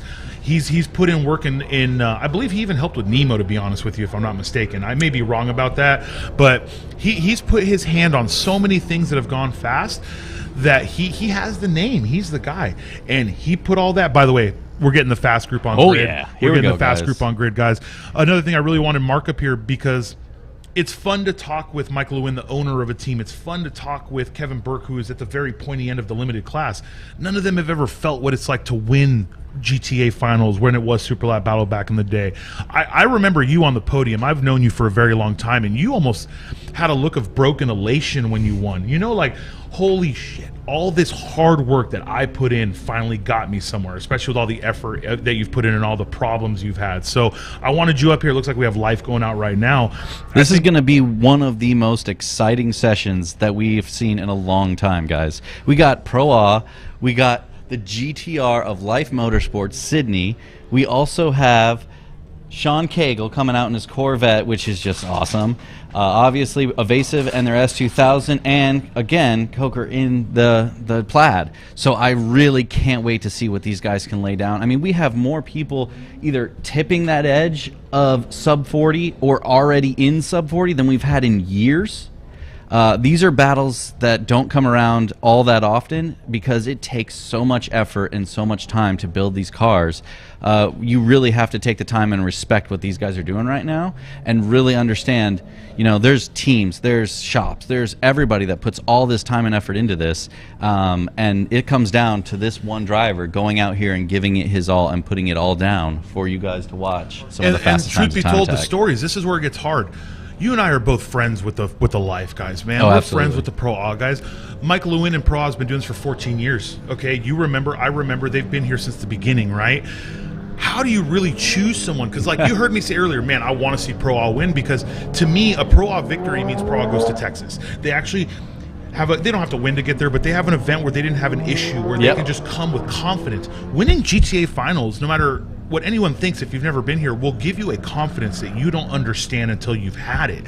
That's why you, even with all your catastrophic, still always had the confidence in yourself in the car, because I won GTA finals. I won Super Lap Battle, you know?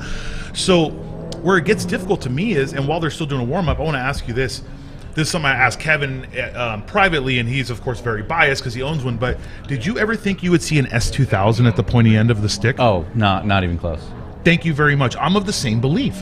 Though, you know, I have great friends that have been running them. You know, shops like Project Imports had one forever. You saw, remember, 2009 Red Light Time Attack, same car, same chassis. Kevin Burke pushing limited, which I thought was the pinnacle class for them. He's proving it to me. You know what I mean? Yeah. But, man, to see an S2000 at the pointy end of the unlimited field is something I never thought I would see. Well, and especially when you start talking like what we're already talking about, right? The pushrod V8s, the electric cars coming up, and still you're talking about an S2000 pushing on the verge of 40s. Here we go. Let's go, guys. So this is Life. They're on sticker tires. I'm going to tell you right now, I know Sean Cagle's on sticker tires. I don't know what Pro A's on, but if anything, they're probably on sticker tires. If you were listening yesterday, you heard Mike McGinnis gave Cole more power than he's ever ran in this car before. Ooh, here comes Professional Austin on the final corner, starting their lap. He's already done a 38 in that car. Also, as a fan of old school Time Attack, you're probably a fan of seeing Evos win overall. Even though you're a Subaru guy, let's not forget, you know, what these cars were. Here we go. We had the HKS CT 2009 Sierra Cyber Evo. Oh, he took a big jump out of that. He took a big jump through Cotton right there. He's pushing hard, guys. Really He's pushing upset really the car. hard. This is one of the hardest corners right here. As you come through here, you get down and you brake, and then you turn in for bus stop, and you hope and pray that your car grabs and goes. Oh, it's crazy to see Life. I know you've watched it on stream in Texas. The car usually looks so slow because of the attitude of it. Yeah. But Cole is absolutely driving this car. He goes into the back session. He's about to go up and over Phil Hill right now. Doing the same. Here comes their bus stop. Put one rear right off, but that's smooth as can be.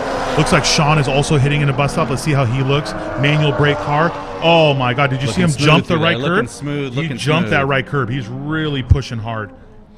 We're having Life Motorsports just finish through the sweeper, coming through the S's. And that's a pretty easy set of section for them. This is where you rubber stamp the lap. Yeah, really. The hardest corner on the track, the last corner, when you're coming in with a good lap, he hit too much curb, baby. Come on. Yeah. Oh my gosh, guys. Woo. That was the save of the century right there. Jaeger can absolutely tell you. And he did a still did a 41.9. Oh my God, he spun. He tank slapped it and still did a 41.9. Awesome. We're going to see what they're going to run.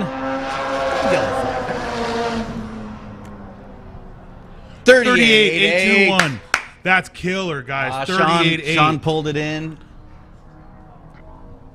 Oh no, it looks like, I bet you he had a small little incident around back. Something must have happened. But look, every year we have someone push the limits of that corner right there, and that's really a testament to Cole's driving and ability, because Absolutely. I know you were thinking the worst case just like I was. We saw him facing the wall 100%. Coker pulled in with a 143. That's pretty good. That's great. You know, and that's where we talk about this car, this is where it gets so difficult, because is that car at the limit, you know? Because he went out and just ripped a 43. That's what he did. Went out and ripped a 43 like first session, and we were all like, excuse me?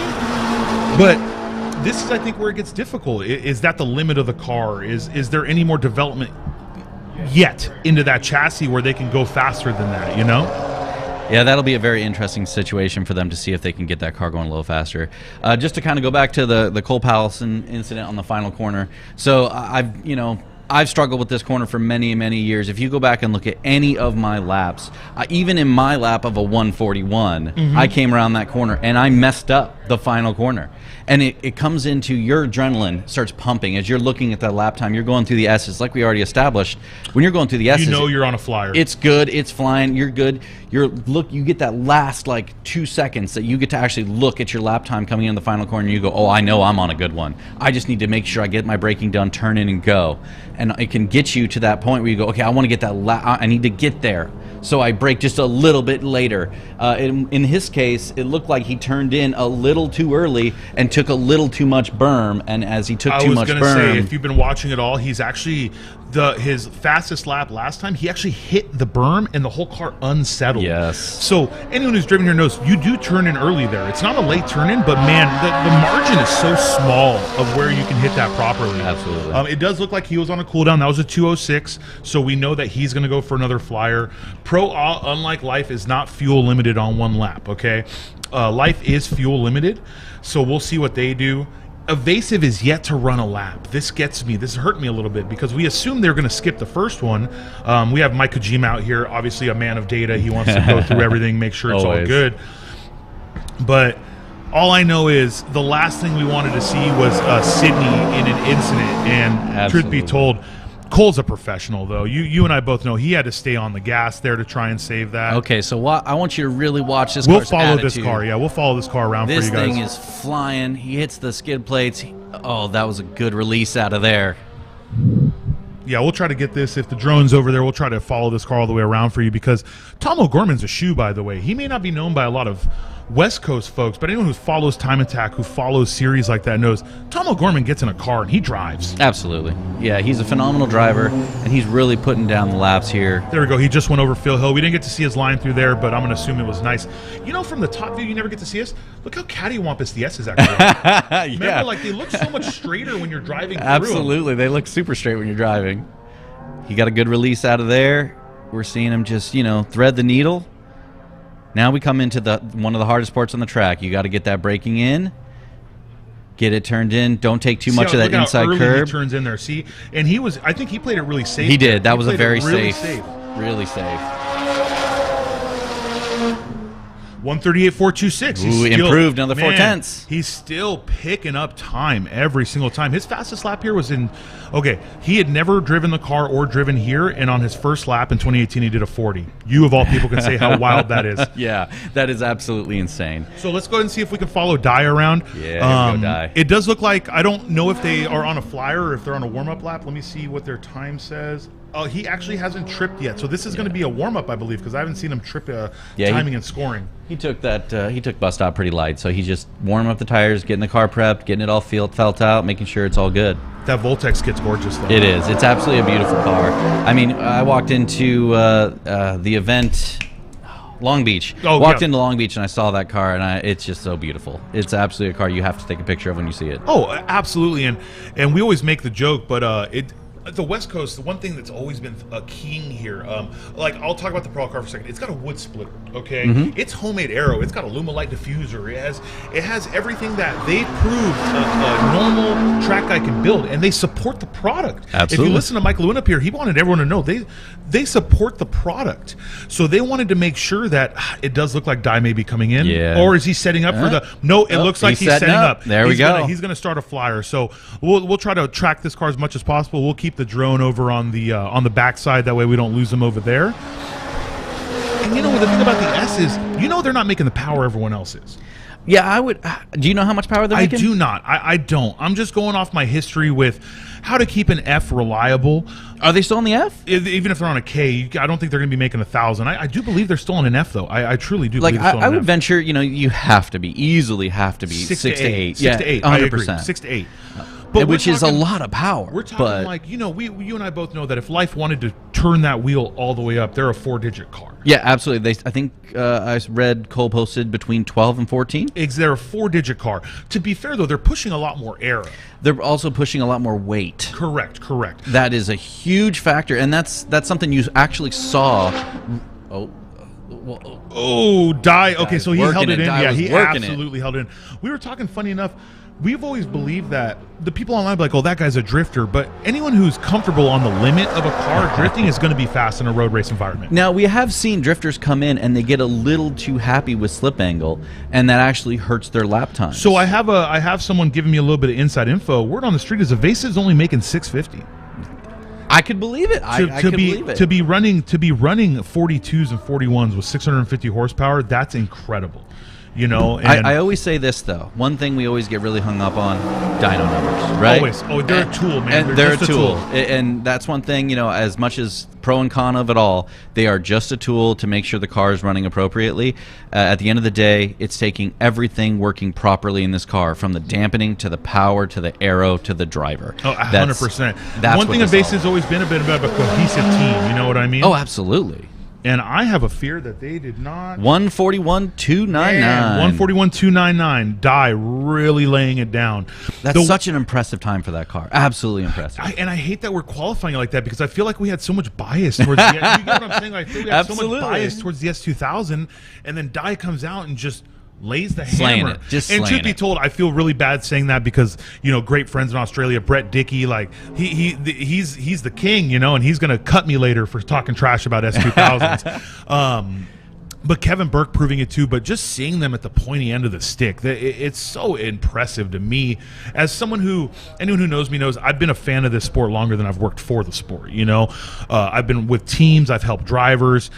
They brought me on staff 5 years ish ago to help with rules, because I was the guy that could really help people work around them. You know what I mean? So like, you got to bring that guy in, and I've been blessed with them telling me to come talk about the sport because the love I have for it. So it's like my eyes are just opened right now. Evasive has always been incredible. They've always done a good job. But when he laid down that 41, 42, I was like, wow, I've been wrong my whole life. Well, and like you said, so Evasive has been around this sport for a very long time and producing high-quality vehicles. I mean, I still remember showing up and seeing the Evasive Evo. That was the game changer. That's what the car that made me fall in love with Absolutely. Evos. It wasn't Sierra. It wasn't Cyber Evo. It wasn't HKS CT 2009. It wasn't any of those, because those cars weren't necessarily something that I could see all the time. But man, when I came to the event and Evasive's Evo was there, and I was like, in this little shop from Santa Fe Springs. Well, and so for me, like when I started building the Subaru and I started building that team up, one of the things I took was I looked at the Evasive team and I said, look, it doesn't matter how big your shop is, how small your shop is. The way that they produce their vehicles, and believe me when I say he's this, starting another flyer, by the way. Oh, keep going, but he's starting let's another flyer. go. But it's one of those situations where I went and I go, if we can emulate that to any degree, because I'm not going to lie, I can't build a car as good as them.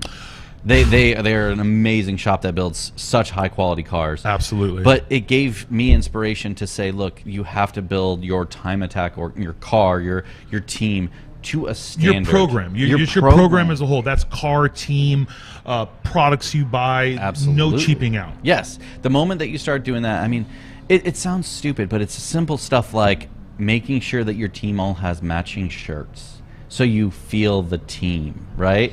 Oh, that it's makes huge. a difference. Well, it's not just about the team, but it also gives your whole team a sense of pride, right? Absolutely. The one thing the Jaeger team did well, I think you just took the wrap off your trailer, right? I had to pull off the back Because it was starting to rough. fade, but yeah. He's definitely on a cooler. I think he was trying to go for another flyer and didn't have a good one.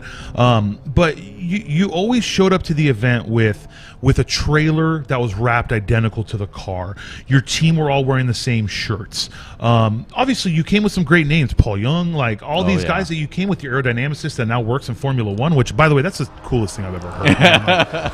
So proud of him. Was that like on his resume? Won GTA Finals as a privateer? Like, 100%. No, but I believe it though. So the joke is that he used the Subaru on his resume for Williams. That's so so cool. And that's what I'm saying, because this is such a niche, family oriented sport. This is what we're going to call it, because we are family. You know Absolutely. what I mean? There's not a single person in this paddock that isn't going to help another competitor. Unlike wheel to wheel racing, unlike a lot of times in wheel to wheel and stuff, if your competitor is having issues, you're like, cool, I'm winning the race today. But that's not dope. You know what I mean? We've seen that so many times. I have with seen Clausen someone. and I so want on to think. and so forth. I don't remember the event, but I remember a time at Big Willow where you having a small issue and a competitor helped you get the car back on track, and I think you won that event or you took first place.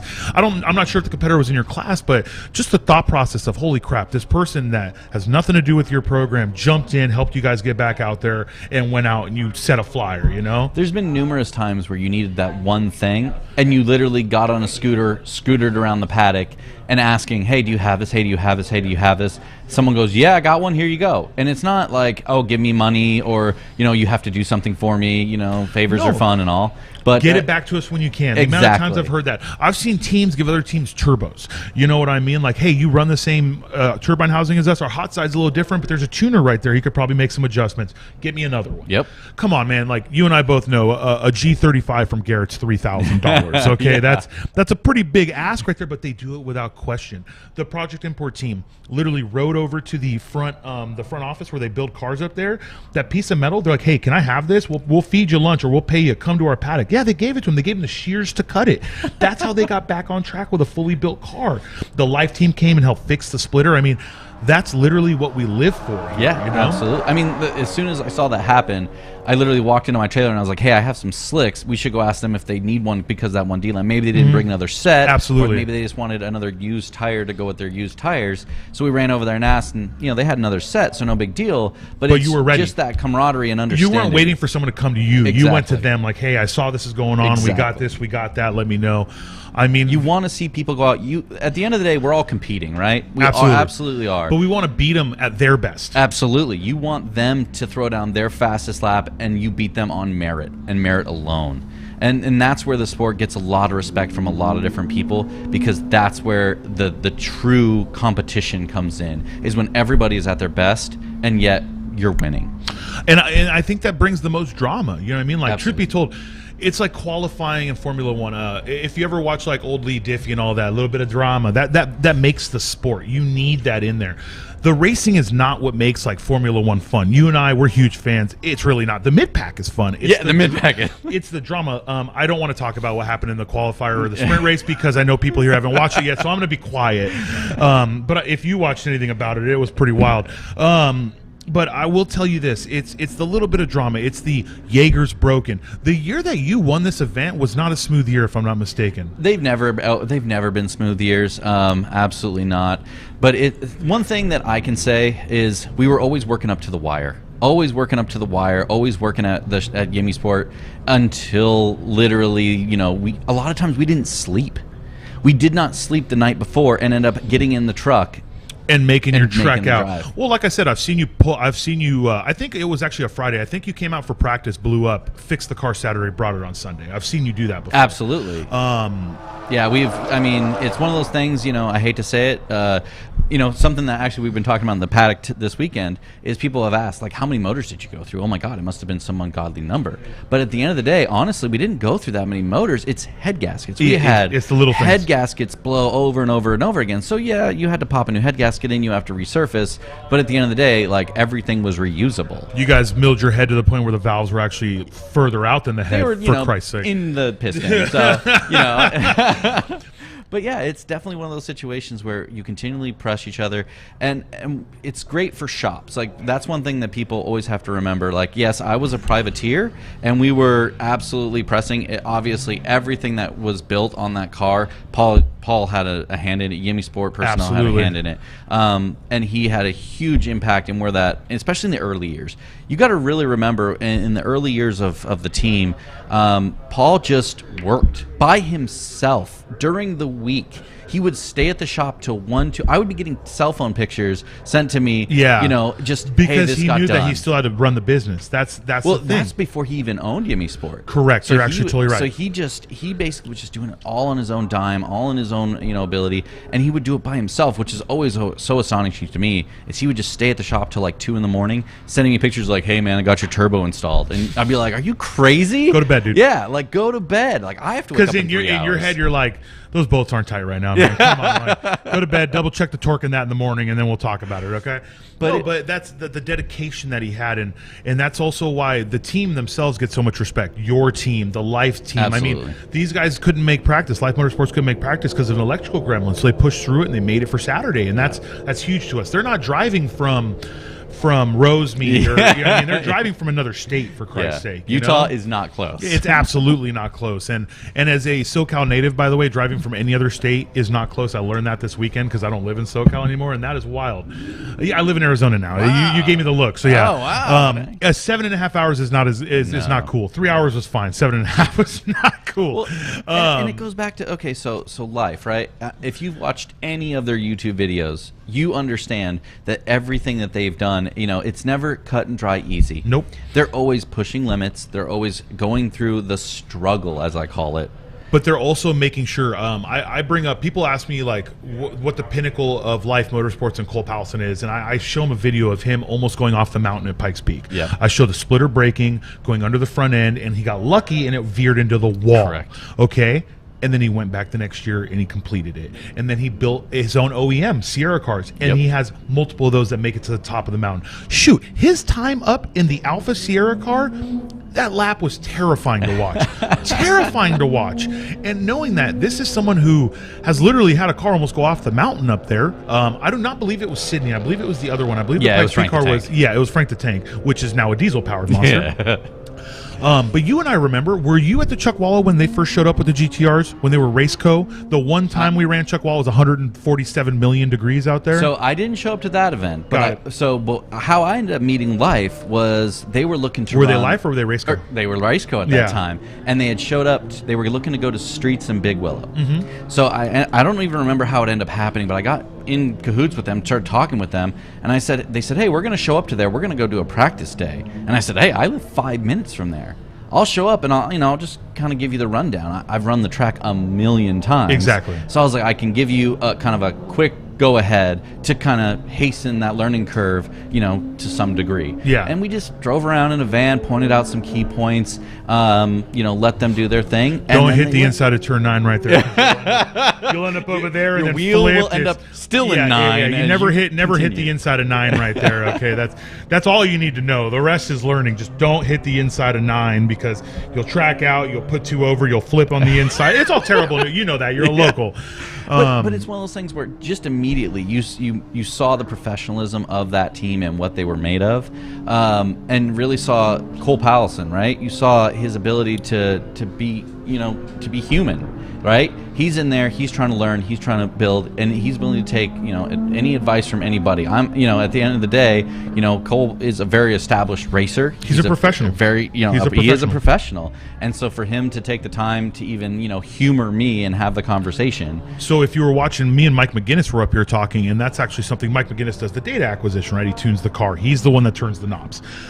I literally said probably the best thing from a tuner standpoint is you have Cole Powelson, the most humble person on the planet, who will look at you and tell you that it was his mistake that cost the lap. Even if you could find data to prove otherwise, he'll tell you, no, well, that happened because of an error I made here. Yes. Yeah, sure, the car did that there, but I put it in the wrong place here. and to have such a humble driver full time as the person you're working for, it has to be the most incredible thing from a tuner and a shop and a team standpoint. Oh, you know? 100%. Because I hate to say it like this, but the prima donna drivers that we have as a whole throughout the entirety of racing, right? It's very easy for guys to just say, guys and gals, to just say, hey, it was the car's fault. Oh, this was wrong. It's very hard for them to actually stop and say, actually, no, it was my mistake. No, 100%. And I think that's the truth of the matter, Uh-oh. It does look like Johnny. What is going on with Johnny? This is another guy who has had tried and true luck with his Subaru. Johnny has always been incredibly fast. He's on the inside line. He may have just had a bad sunset. He may be pulling in. Let's see if he pulls in at the end. No, he's going around. He's right in the way on turn 1. Yeah, no, it's a bad place. It's not a good. Oh, he threw that guy off. Yeah, it's not easy to find a place to slow down around here. It's one of those things, guy. I mean, and that's something right there. That's actually a perfect example, right? So Johnny's doing everything he can to not be in the way of that vehicle, but when that vehicle comes at full song, even if he wasn't technically in the way, it's a fixation thing. Yeah, absolutely. You're just staring at that car going, I don't know. And you don't know what they're going to do, even though Johnny's he's a time attack veteran. He knows what he's doing. If I've been on track with you messing around. If you were someone who was in front of me slowing down, I'd have no fear. I'm like, oh, it's Jaeger. He's going to wait for me. But if you don't know the person, the gentleman in this Corvette, I don't think he's competed with us before. He's never met Johnny. In his head, he's like, is this guy going to track out right now? I would have done the same thing. 100%. It's not worth throwing the car away over a lap, Oh, man. Jose, do you see the attitude? Do you see the attitude? Going wild, man. That's woo. He turned in early. The whole rear end, he just turned in early to make sure he kept it on track right there. That was great. That was great. That was exciting. No, Subaru, not to say you're the biggest, you're the Subaru guy, but these guys, Jake Graham over here, he's been going faster and faster. And I don't know if you've been paying attention to them, but they've been working slowly and surely with Pro A. And they've been doing an incredible job. Thomas Smith, the most boring looking Subaru. Thomas Smith Subaru now looks like yours in 2012. Absolutely, it does. 100%. But it's running lap times that no one in 2012 could have not even thought of. Thomas Smith impresses me every time he goes out on track. He astonishes me with the lack of team, right? He shows up with 1-2 guys. They do all the work themselves. He does tons of work, by himself in his garage. He does have support of a couple shops, he does have that, but he's a time attack veteran, right? He used to drive the Crawford car back in the day. The car that is here right now. Yeah, absolutely. Another thing awesome to see heritage and history come back, but he probably had a good 4-off right there. So the cool thing about Thomas Smith is what people don't know about Long Beach is it was an invitational. You know what I mean? No one got to register for Long Beach. And we, when the cars got this and that, Thomas Smith's name's on the list and people are asking. Obviously, he's not that known of a name, but all of us are like, yeah, you don't know Thomas Smith. Like he has OGs know. Yeah, 100%. Yeah. He has not just worked himself to be in that event, but he is going to be fast in that event. When you look at that Long Beach event and you actually look at who's earned their spot, you look at a Thomas Smith and you say he's earned that spot. Absolutely, tenfold, absolutely. Crawford car did a really good job there. I mean, you got to bring the history with it because funny 100%.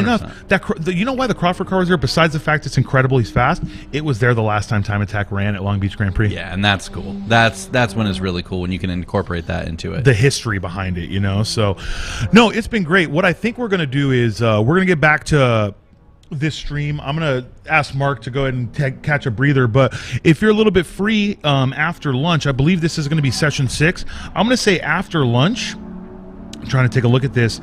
We're gonna flip the groups. You're used to that. It's gonna go 4, 3, 2, 1. Let's get you back in here, group 2, 1:30, if the schedule stays true, and maybe you'll have a chance to actually commentate Cole's final lap of speed instead of Jesus. Is that okay? So, everyone, this is Mark Yeager. If you didn't know, I will go ahead and give you the credentials one more time. One of the only privateers to ever win GTA finals. He is a Time Attack OG on the West Coast. Been doing it since before it was Time Attack over here. He's here competing in his Mustang. He's also here with Austin Shipley, who is PhD's West Coast driver, but he's also, I know, a great friend of yours. You guys work together. You drive extreme speed. You coach. You do a lot of things together. So No more extreme speed. well, truth be told, thank you so much. Bigger than that, though, Austin Shipley also broke your car. Best part about it is you bring Ship out here, and the first thing he does is he fries your clutch.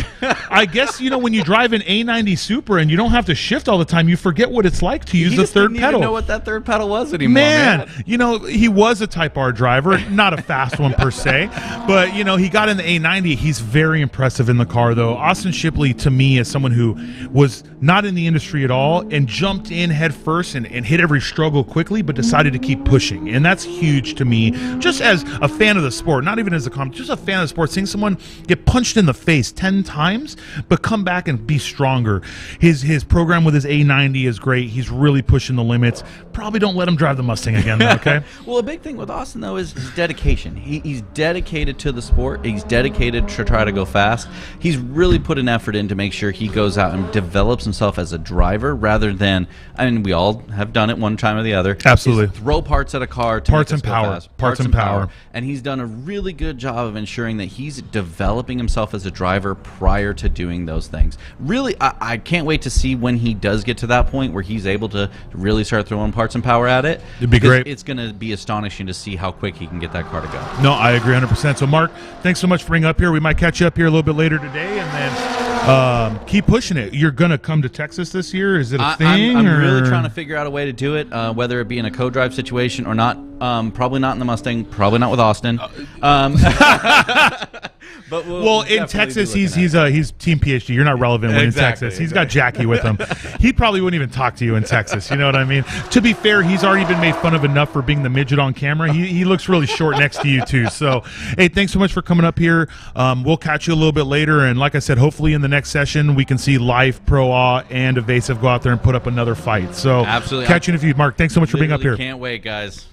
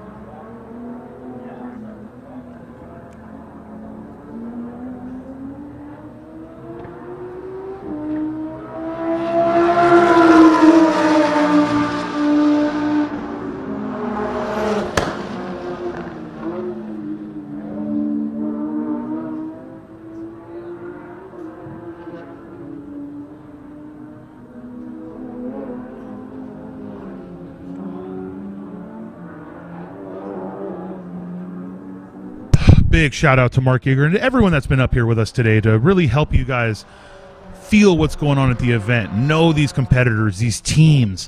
It's one thing to, listen to me talk about them, to watch their lap times, but it's great for you to really get to know what brought them into this sport, their passion. Like anything else, time attack is a niche thing. It's a passion sport. We're not in it for $1 million. No one here is ever going to make $1 million. I would love $1 million. But Thomas Smith is absolutely leading this session with a 149.371. We were talking, nice little 2 off right there by the R8. Bus stop is starting to get dirty. The good thing about the events here is at lunch, we're actually going to sweep the track. We always do. The track's going to be cleaned up. It'll be a chance for everyone to go back out there on a clean surface. We're also going to flip the grid. So after lunch, 4, 3, 2, and 1. It's going to go 4, 3, 2, and 1 instead of 1, 2, 3, 4. So it's going to give Cole, Pro Evasive, Coker, all these guys a chance to really get their mindset right, get the car right, and try one more time. For those of you watching, Cole had a tank slapper, slowed down to basically nothing, and still ran a 41. Does that mean we can guess he would have been faster than the record? Sure, we can guess. We'll never know, but we'd love to see it happen here.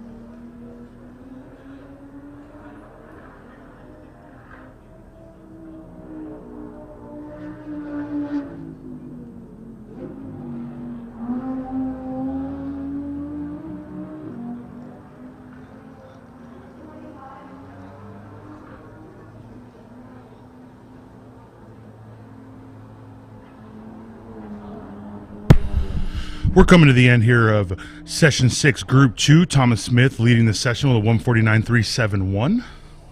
Jose Mejia at a 50.4 out there. Really trying to pick up some time. This is going to be the final session before lunch. We will go to lunch at 11:40. Right now we are at Group 2, Session 6. Group 3 will be gridding up in the next minute or so, and then they'll go hot at 10:30.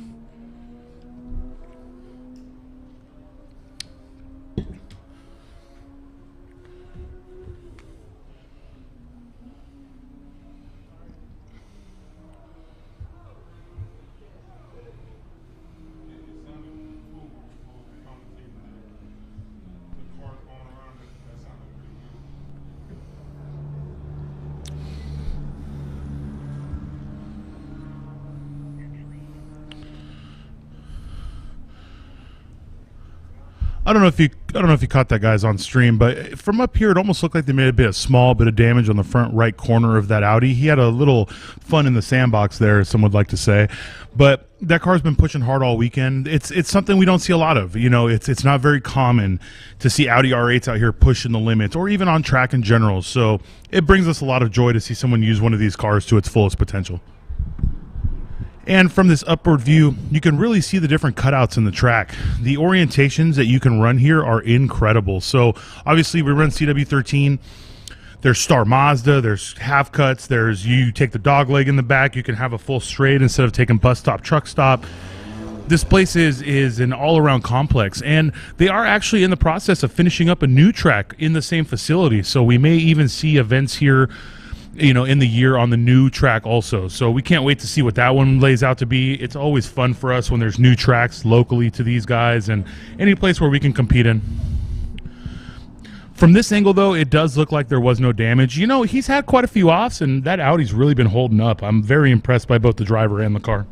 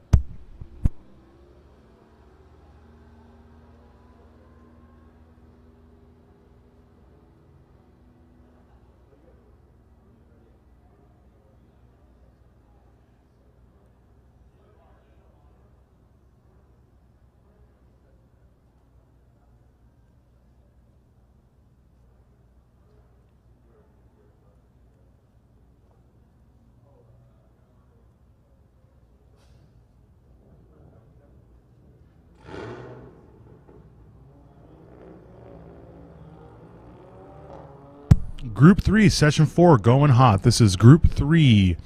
Sorry, Session 6, going hot. We're going to have Group 3, then Group 4, and that'll be the end of the time attack sessions for before lunch. We have quite a few heavy hitters here. We got Jarrell Natividad in his street debut at a 52, really pushing the limit. Zachary Sober in enthusiast class, resetting the overall with a 55-0. That record of a 155, 2 or 3, I believe, was held by Dom Batista from 2015. So it's great to see that record finally fall.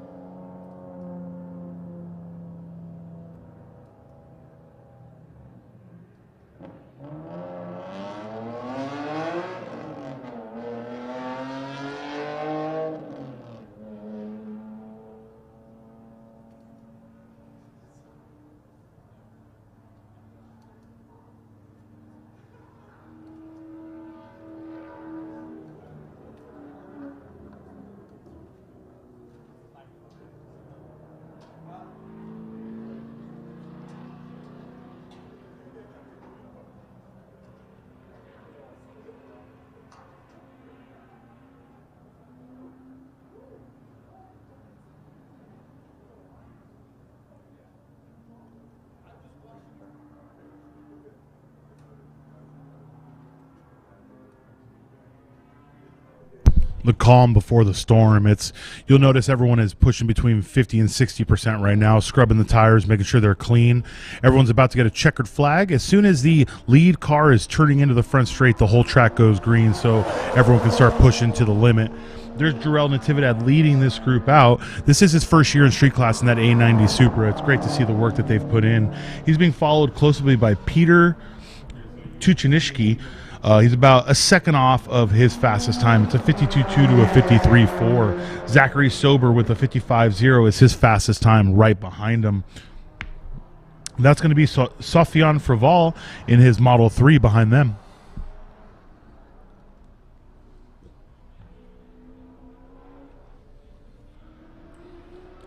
Jeremy Lauder in his Chevrolet Camaro Z11 LE.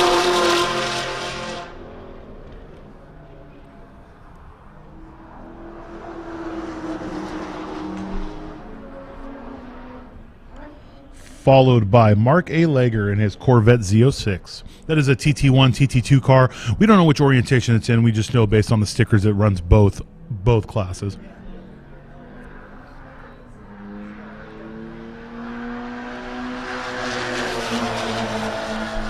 Can't help but love the Evos out here. That's Joseph Nacion going across start-finish for his first flyer. Obviously, Time Attack Evos, they go hand in hand. We're huge fans. Aaron Gong right there in his FRS VRZ.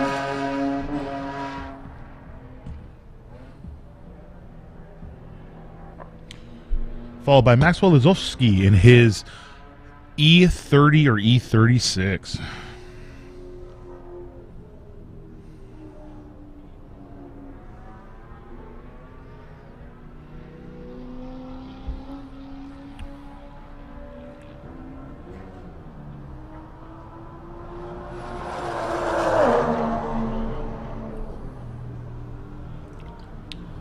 Jarrell Natividad resetting his fastest lap of 51.634. That puts a whole nother second on Peter Tuchinishki right there in his Subaru. It does look like he's finding pace. This is a great session. The sun is out. It's warming up the track, but the temperature is still 50 degrees outside. So ambient airs are great. Cars are making a lot of power. They're finally starting to feel some real grip because the track's been warmed up by multiple sessions and the sun. It's great to see Jarrell down to the 51s. Street class as a whole right now is in the 48s. So if he could pick up a little bit more time, really fight for that podium, it would be great to see him up there. After all the work and effort he's put into it, I know he'd love to be up there too.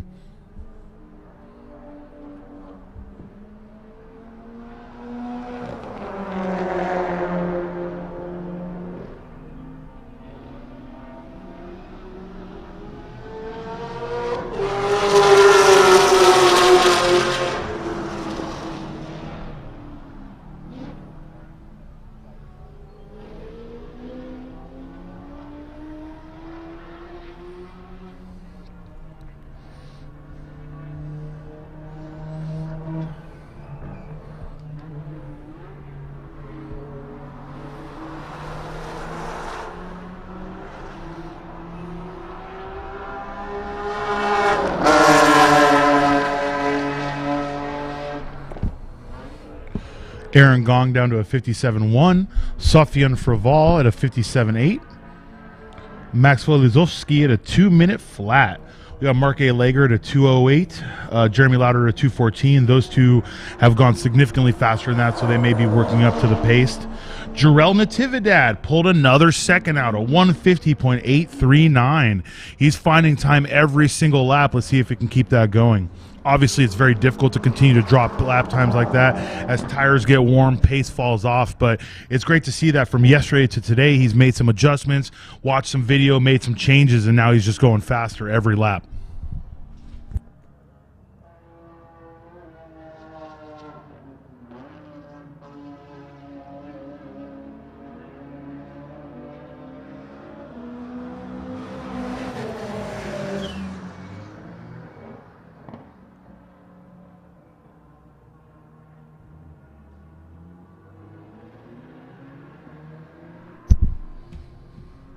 Looks like we just had the Project Import team start their first flyer. They were fighting some issues.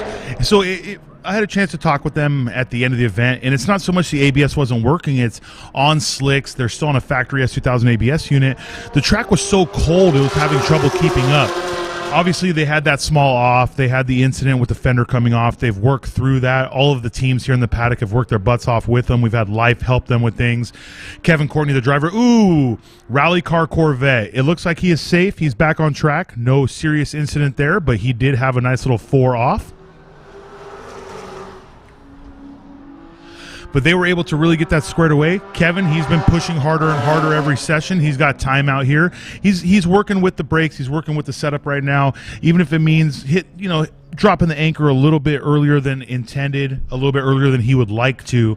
But they're going to keep pushing this car. This team has no quit, so I'm sure we're going to see Kevin continuously drop lap times.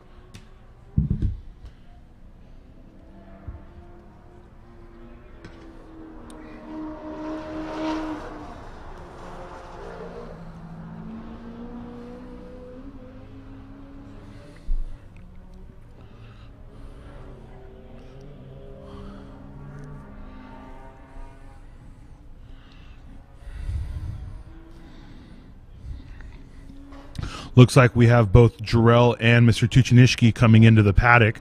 Jarrell has dropped a couple seconds of his fastest lap by lap, so it's great to see him. He's going to come talk to his team, check tire pressures, maybe drop him a little bit, let the car cool off for a second before he goes back out.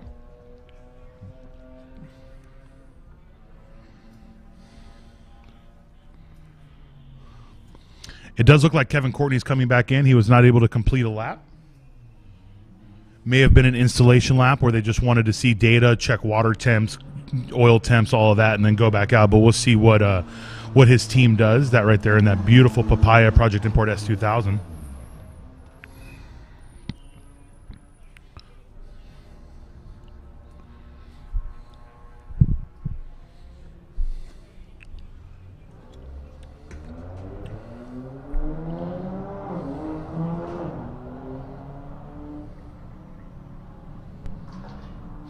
Had a little off there with that 1LE.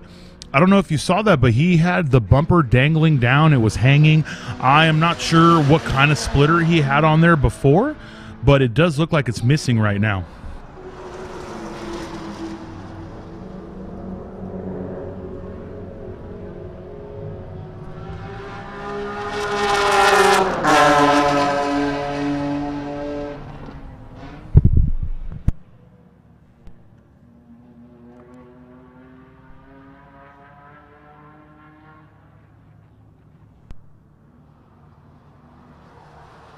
We have a car off track over after turn 3 button hook, so straight across. If we were to look where turn 1 is, it looks like we have a car. Oh, he kept going. It looks like he sped back up. He may have just slowed down to let everybody by. It was Jarrell Natividad, so we're fine. I saw him go all the way to the left and almost come to a complete stop, so I was fearing he had an issue, but odds are he was just allowing everyone to get by him because he's on a warm-up lap and he didn't want to mess up anyone's flyer.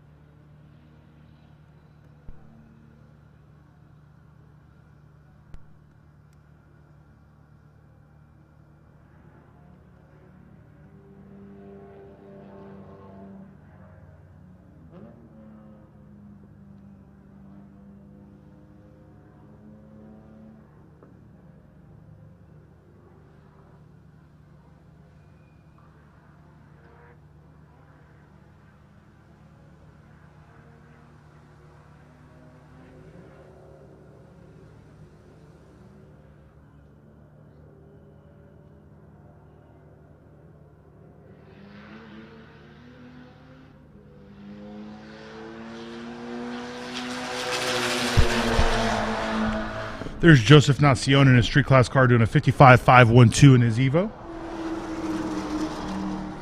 56.567 from Mark A. Lager.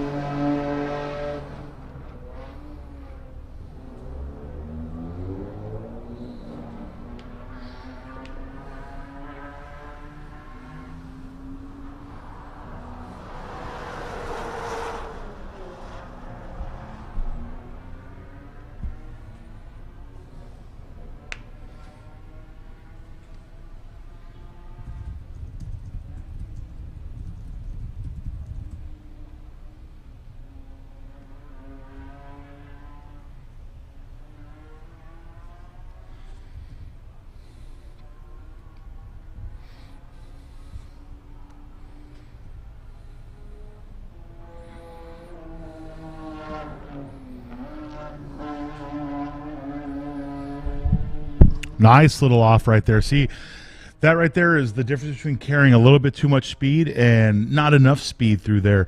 He took the corner great, but it was either turned in a little bit too late or just tracked out a little too far. Obviously, he only put 2 off to the right. He was able to continue through. He's going to finish that lap and probably still set a very respectable number, but something like that is still absolutely going to slow your lap time down. And Bus Stop is just getting dirtier and dirtier by the lap here. People in the following set of sessions are going to be very happy to know this whole track will be swept up between lunch and them going back out.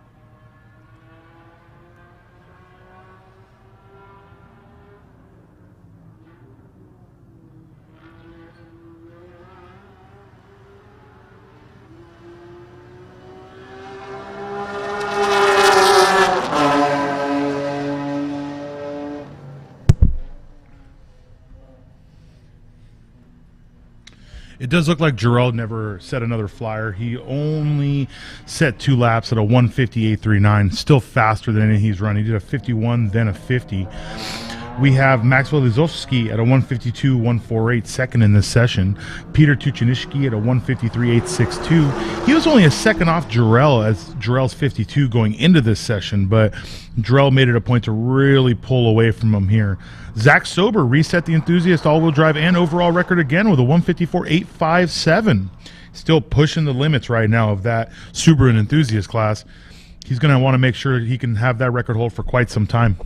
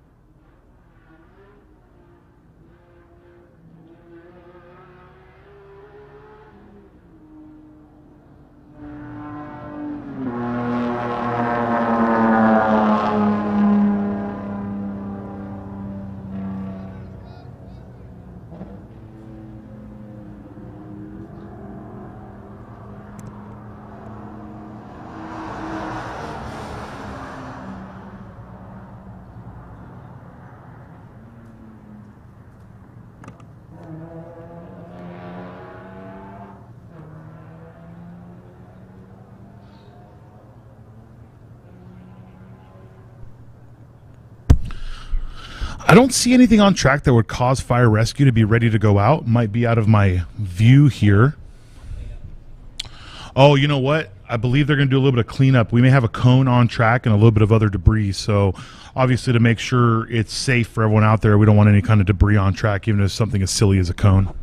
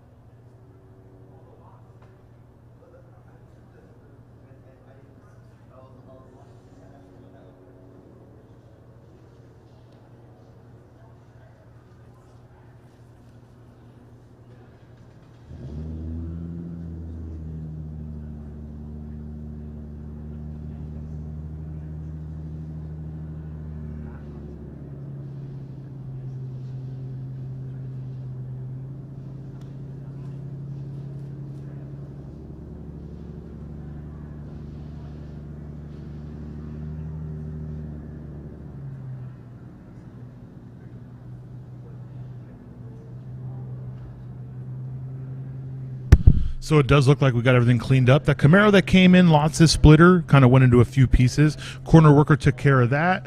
Fire and safety took care of everything else. So they're going to come in and we're going to release Group 4, Session 6. This will be the final time attack group before lunch, so you guys know what's going on. A quick heads up for after lunch, just so you know, we are swapping the groups around. The first group going out after lunch is actually be Group 4. So we'll go 4, 3, 2, 1. At 1:55, 2 o'clock is when one will be out. That's going to be possibly the final battle of the heavy hitters here, as the temperature is going to continue to go up and the tracks continue to get warmer.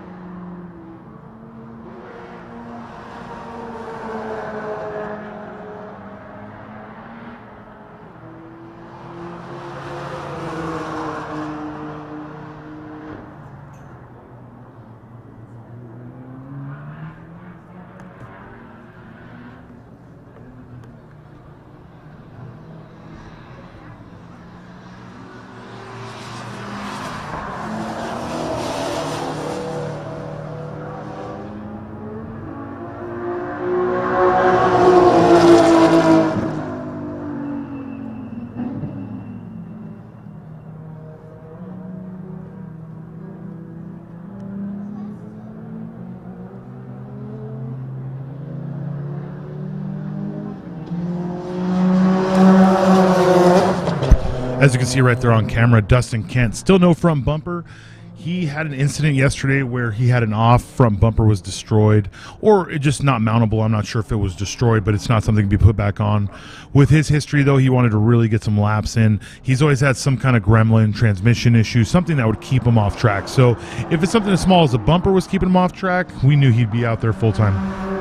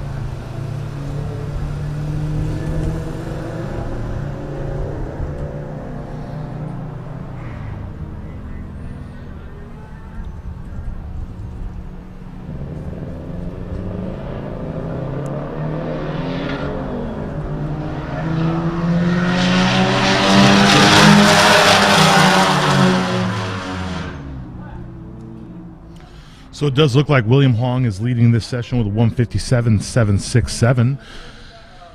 Gerald Utadko at a 158.432 in his limited class car. Alex Roy at a 59.417. James Howe at a 2-minute 996. James is actually someone that's been working with Mark Yeager very closely, very new to the time attack world. Probably a name we're going to see significantly faster over the years. Robert Robles in his exhibition class car at a 201. Curtis Pogue at a 201.4. Those are going to be the top 6. Dustin Kent 203.128 with the no front end on that car. Very impressive for no aero at all, missing a front splitter, missing a bumper.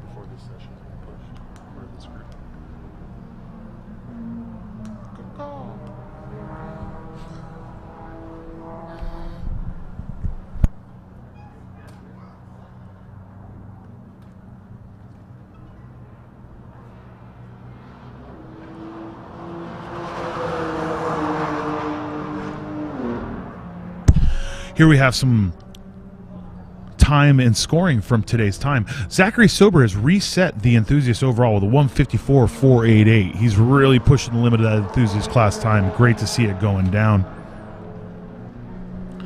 Street class right now, I believe, is still being led by Thomas Smith, but we'll take a look.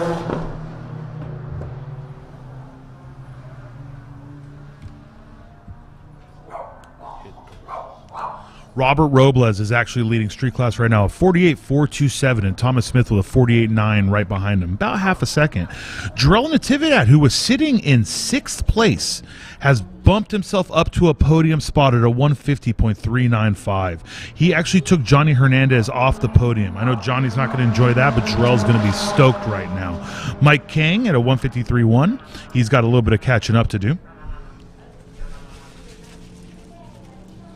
Kevin Burke has really pushed the gap with a 146.995. He was only 1/10 up on Gary Wong. Now he's about half a second, so it's looking really good right there. Lawrence Yun has Clayton Yates right behind him, so they're really going to have to fight for that. We're talking a 148.629 to 148.696. That's, 700ths right there. That's all of hitting the brake 1/1,000,000th of a second earlier or later. So limited class is very strong. Unlimited is where we really want to talk about it, though.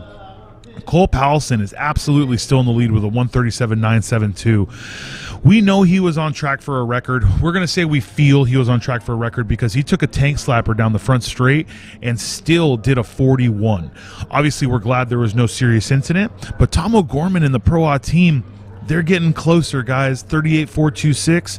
If you don't think they can't pick up half a second in that car, you're out of your mind. So Cole's going to have to go out there and really lay down a fast lap, and Tom's going to have to keep doing what he's doing, fighting for it, making himself want that win. Sean Cagle and the team at Caliber Customs did not put down a flyer in their session. I'm unsure what's going on there, and Dye and the team only laid down one. So we know 1 and 2 is very, very competitive. 3 and 4 could be the spoilers.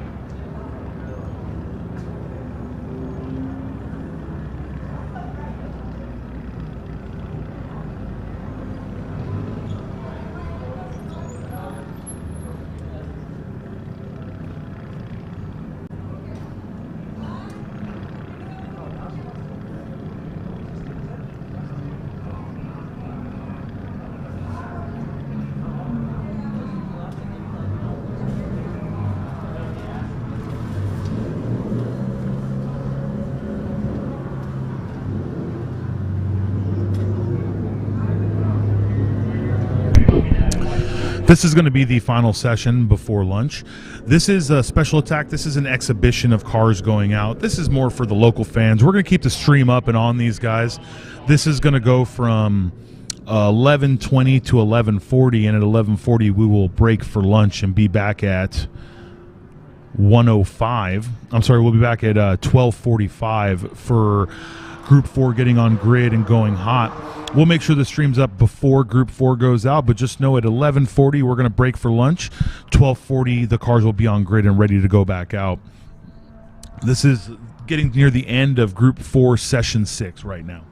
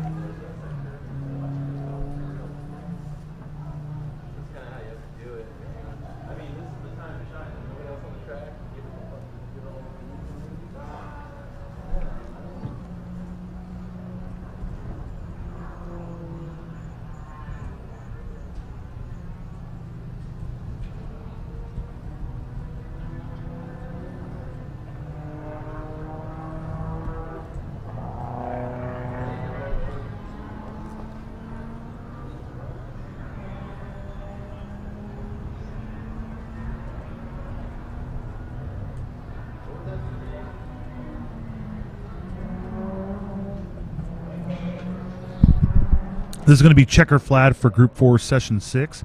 Make sure to check racehero.io or the Race Hero app on your cell phone if you want to know who's going out after lunch, who's been moved around, and what groups. Remember, we are switching the schedule. We're going to go 4, 3, 2, 1. We'll be back here at 12:40 for Group 4 Session 7. Once again, Group 4 Session 7. This is the end of our run before lunch. We're going to have a special attack going on.